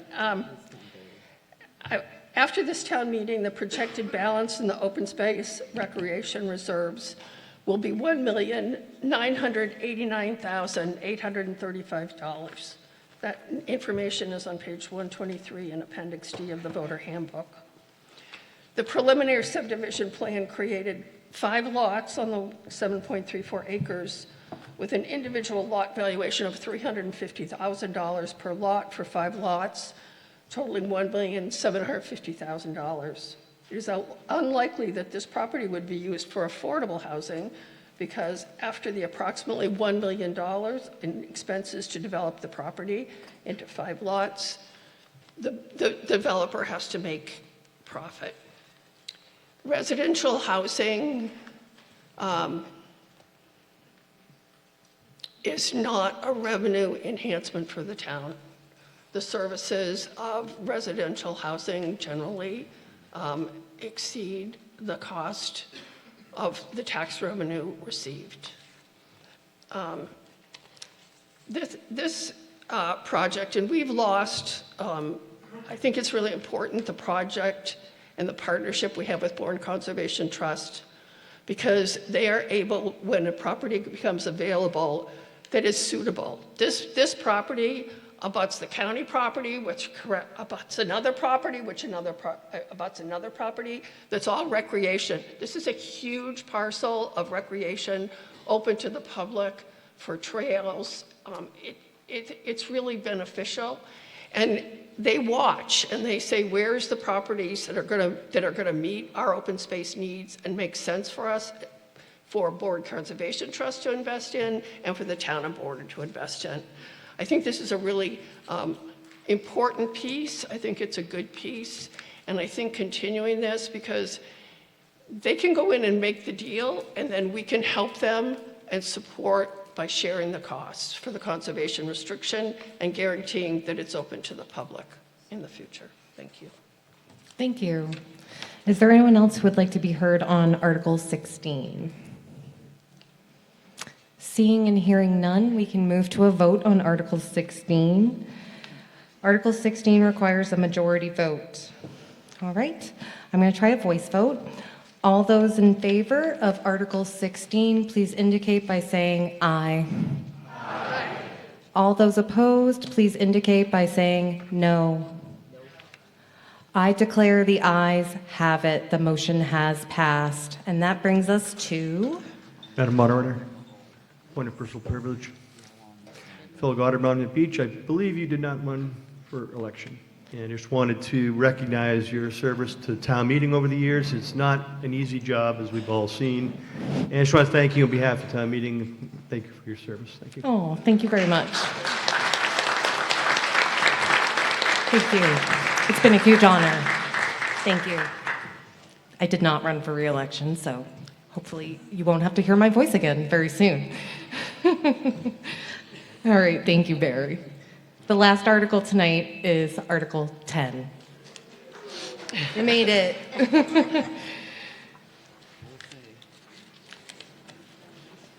All right.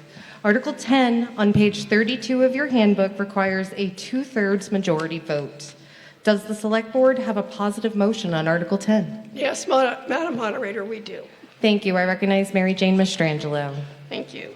We move that the town vote to appropriate the sum of $1,038,373.70 for the purpose of temporary repairs and resurfacing of Terra Terrace, Eldridge Street, and Eldridge Street Extension, located in the Monument Beach section of the town. Finding that such repairs are required by public necessity and convenience, and further to authorize the Select Board and the town administrator to proceed with such temporary repairs and to take such other actions as may be necessary to effectuate the purpose of this motion, and further to authorize the town treasurer, with the approval of the Select Board, to borrow said sum under and pursuant to Massachusetts General Laws, Chapter 44, Section 7, or any other enabling authority, and to issue bonds or notes of the town therefore. Such borrowed funds to be repaid to the town through betterment assessments as provided in Section 3.1.28 of the Town of Bourne bylaws and pursuant to the provisions of the Massachusetts General Laws, Chapter 80. You have the floor. Thank you. As I explained before, if a road is not, if a road constructed in the town and is not accepted by town meeting, it remains a private road because the ownership of the road remains private, even if the road is open to the public, and the homeowners on the road are responsible for maintaining the road because it is privately owned. There are many roads in Bourne that have not been accepted and have fallen into disrepair. In this case, the homeowners on the road have gone through a lengthy process under the town bylaw 3.1.28 for temporary repair of private roads that allows the town to handle the repairs to the roads and the homeowners on the road to be assessed a betterment on their property taxes to pay for the repairs based on road frontage. The town bylaw requires that said repairs be undertaken only if petitioned for or by the abutters who own at least 50% of the lineal footage of such a way, and only if the select board shall declare that such repairs are required by the public necessity and convenience. The scope of temporary repairs includes filling and patching potholes or cracks, grading and leveling surfaces, installation of guardrails or other infrastructure, installation of stormwater drainage infrastructure, cleaning of catch basins and drainage structures, skim coating or armor coating of road surfaces, reconstructing a way, including the removal of roadway surface, and regarding the installation of fill and roadway surface materials, including asphalt and concrete, and other temporary repair that the superintendent of public works determines to be necessary to protect the public health, safety, or welfare. The repairs are considered temporary because the repairs do not include all of the engineering and repairs necessary to have the road accepted by the town. In this particular case, the full road acceptance was not pursued due to the cost. The option would require significant upfront legal and engineering fees from abutters and was estimated to cost approximately $1 million more than the temporary repairs under this temporary repair bylaw. And they decided that they would pursue the temporary repairs instead. So in this case, the total repairs for Terra Terrace, Eldridge Street, and Eldridge Street Extension are estimated at up to $1,338,373.70. The homeowners will pay the cost with betterments assessed on their property taxes for up to 20 years they have to pay. The homeowners on these roads have worked hard to gather signatures and work through the lengthy process of petitioning to get their roads repaired. Anyone who has driven on these roads knows the importance of these repairs. I urge you to approve this article to repair Terra Terrace, Eldridge Street, and Eldridge Street Extension that has been requested by the majority of homeowners on the roads. A yes or aye vote in favor of the motion allows these private roads to be repaired and the cost paid by tax betterments assessed to the homeowners on the road. A no or nay vote opposed to the motion would mean the road would not be repaired through the betterment process. The Select Board voted unanimously 5-0-0 to recommend approval of the motion under Article 10. Thank you. Does the Finance Committee have a recommendation on this article? Yes, Madam Moderator, for the last time, we do. Thank you. I recognize Tom Joyce. The Finance Committee voted unanimously to recommend approval. Thank you. Would anyone like to be heard on Article 10? Yes, please go ahead. Thank you, Madam Moderator. Bill Chapman. The article as presented does not conform with the bylaw that was just read before us, okay? Thank you for reading that. But you mentioned the way, okay, the way meaning singular. That bylaw is intended for a single street with the multiple residents on that street making that decision. That bylaw does not make reference of combining 4 streets. To conform with this bylaw as just read, these 4 roads need to be split up and looked at individually, which is the way it should have been done in the first place anyways. There was no reason to combine 4 streets. But if you read the language of that bylaw that you just read to us, the article must be amended or postponed indefinitely. Thank you. I'm going to see if Could I there's just clarify something? I wasn't reading the bylaw. I was reading from the guide that the engineering department has on the road. So it's just a guideline. I'm just going to ask someone from the town to please explain why this article was written this way. Or Mr. Leiden, are you able to, or Mr. Bertram, do we have a sense of the legality that was on the table here? It's legal as written? Yeah. Please. We're going to hear town council will respond to this question. Thank you.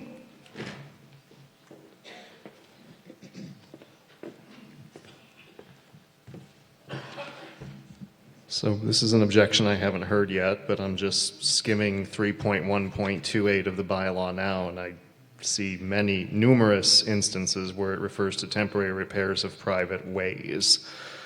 I don't think I would interpret the bylaw to be that restrictive, no. Thank you. Thank you, Mr. Chapman. Is there anyone else who would like to be heard on this article? Mr. Leiden, go ahead. Tim Leiden, Town Engineering Department. Just to respond directly to that. When relating to the Mass General Law, the statutory requirement for the temporary repairs, it talks about an identifiable project area, so it's not limited to just one street. So that was something that had come up from other abutters and other questions, so I just wanted to clarify that for a few people in the audience. Thank you. I see there are 2 folks who would like to be heard over here. Hi, my name is Ashley Schultz. So I have been in this neighborhood for the past 10 years when we went through the first process of getting this done. We have been through a series of incidences regarding the condition of our roads. One being my daughter had tripped coming home from the bus stop and broke her hand. And we had to go through the process of x-rays, ultrasound. She ended up having to have surgery. She also had to go through physical therapy and other situations regarding her hand that still is not completely, 100%. We have also had instances with our vehicles and a trailer that has broken. We would love to see this done, given the amount of young families that are now in the neighborhood as well that, you see riding around on bikes and other activities that, we've experienced having injuries and whatnot. We've spent countless hours with our fellow neighbors repairing areas in the neighborhood. We would like to see it something we can be proud of, something that we enjoy walking around and enjoying it, where we have a great neighborhood, great families who live there, and we would love to be proud of that. Thank you. Thank you. Go right ahead. Thank you. You're very welcome. Being last says I should probably be brief. I just wanted to say there were a group of us who got together 10 years ago to try to make this happen, and the town did not have the process to support it. We worked for a while on it, trying to make that happen. I thank and commend the town for making the process, for developing the rules so that we were able to move forward and do this time. We have worked with town council, we have worked with the DPW, et cetera, to make sure we followed all of the rules as it went. You will hear potentially that we didn't communicate with people, et cetera. We went door to door. There were 84 abutters along this roadway. We went door to door. We put stuff in mailboxes. We have been doing this for a year and a half. We have had public meetings. We have had work group meetings. We have invited everybody in the neighborhood to participate at the fullest. At this point, our roads are impassable, And every now and then a neighbor will fill it in with millings or whatever, but it's getting to the point where we watch the school buses, et cetera, go by, and it's dangerous. And it isn't right that it is this way. But as neighbors, we can't collect $1 million by passing a can to make this happen. We've done that to keep the roads going for the last 10 years. This doesn't come out of taxpayer dollars. All of this will be put on our tax bills. We're willing to pay it, and we're asking you to support us to put it back together. Thank you. Thank you. All right. Do you have something new to add? Yes, I do. All right, go ahead. Thank you, Madam Moderator. I'm not opposed to getting the roads done. We all agree that they are deplorable. But it was also stated right here on town meeting floor that you're responsible for the frontage in front of your house. I live in Sunset Acres too, okay? And there was a planning board decision that defined that as Sunset Acres too, and that has part of Terra Terrace on it. That's what I'm responsible for. It was also stated tonight that you're responsible for the frontage in front of your property. I'm not responsible for 3 other roads. So again, I'm not opposed to having this done, but the roads, I don't know that there's any legal bounds for me to be responsible for paying for frontage on roads that I have nothing at all to do with. Thank you. All right, is there anyone else who would like to be heard on Article 10? Seeing and hearing none, we're going to move to a vote on Article 10. This vote requires a 2/3 majority. I'm going to try it by voice.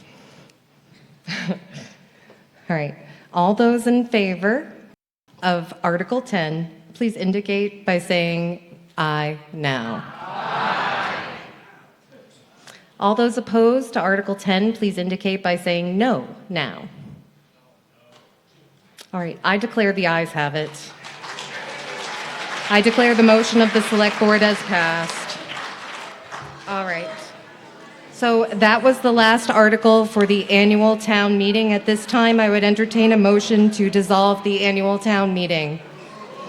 May I have a second? I have a motion and a second. This is a voice vote. All those in favor of adjourning the annual town meeting, please indicate by saying aye. Aye. All those opposed? I declare the ayes have it. The motion is passed. The meeting is adjourned. Thank you.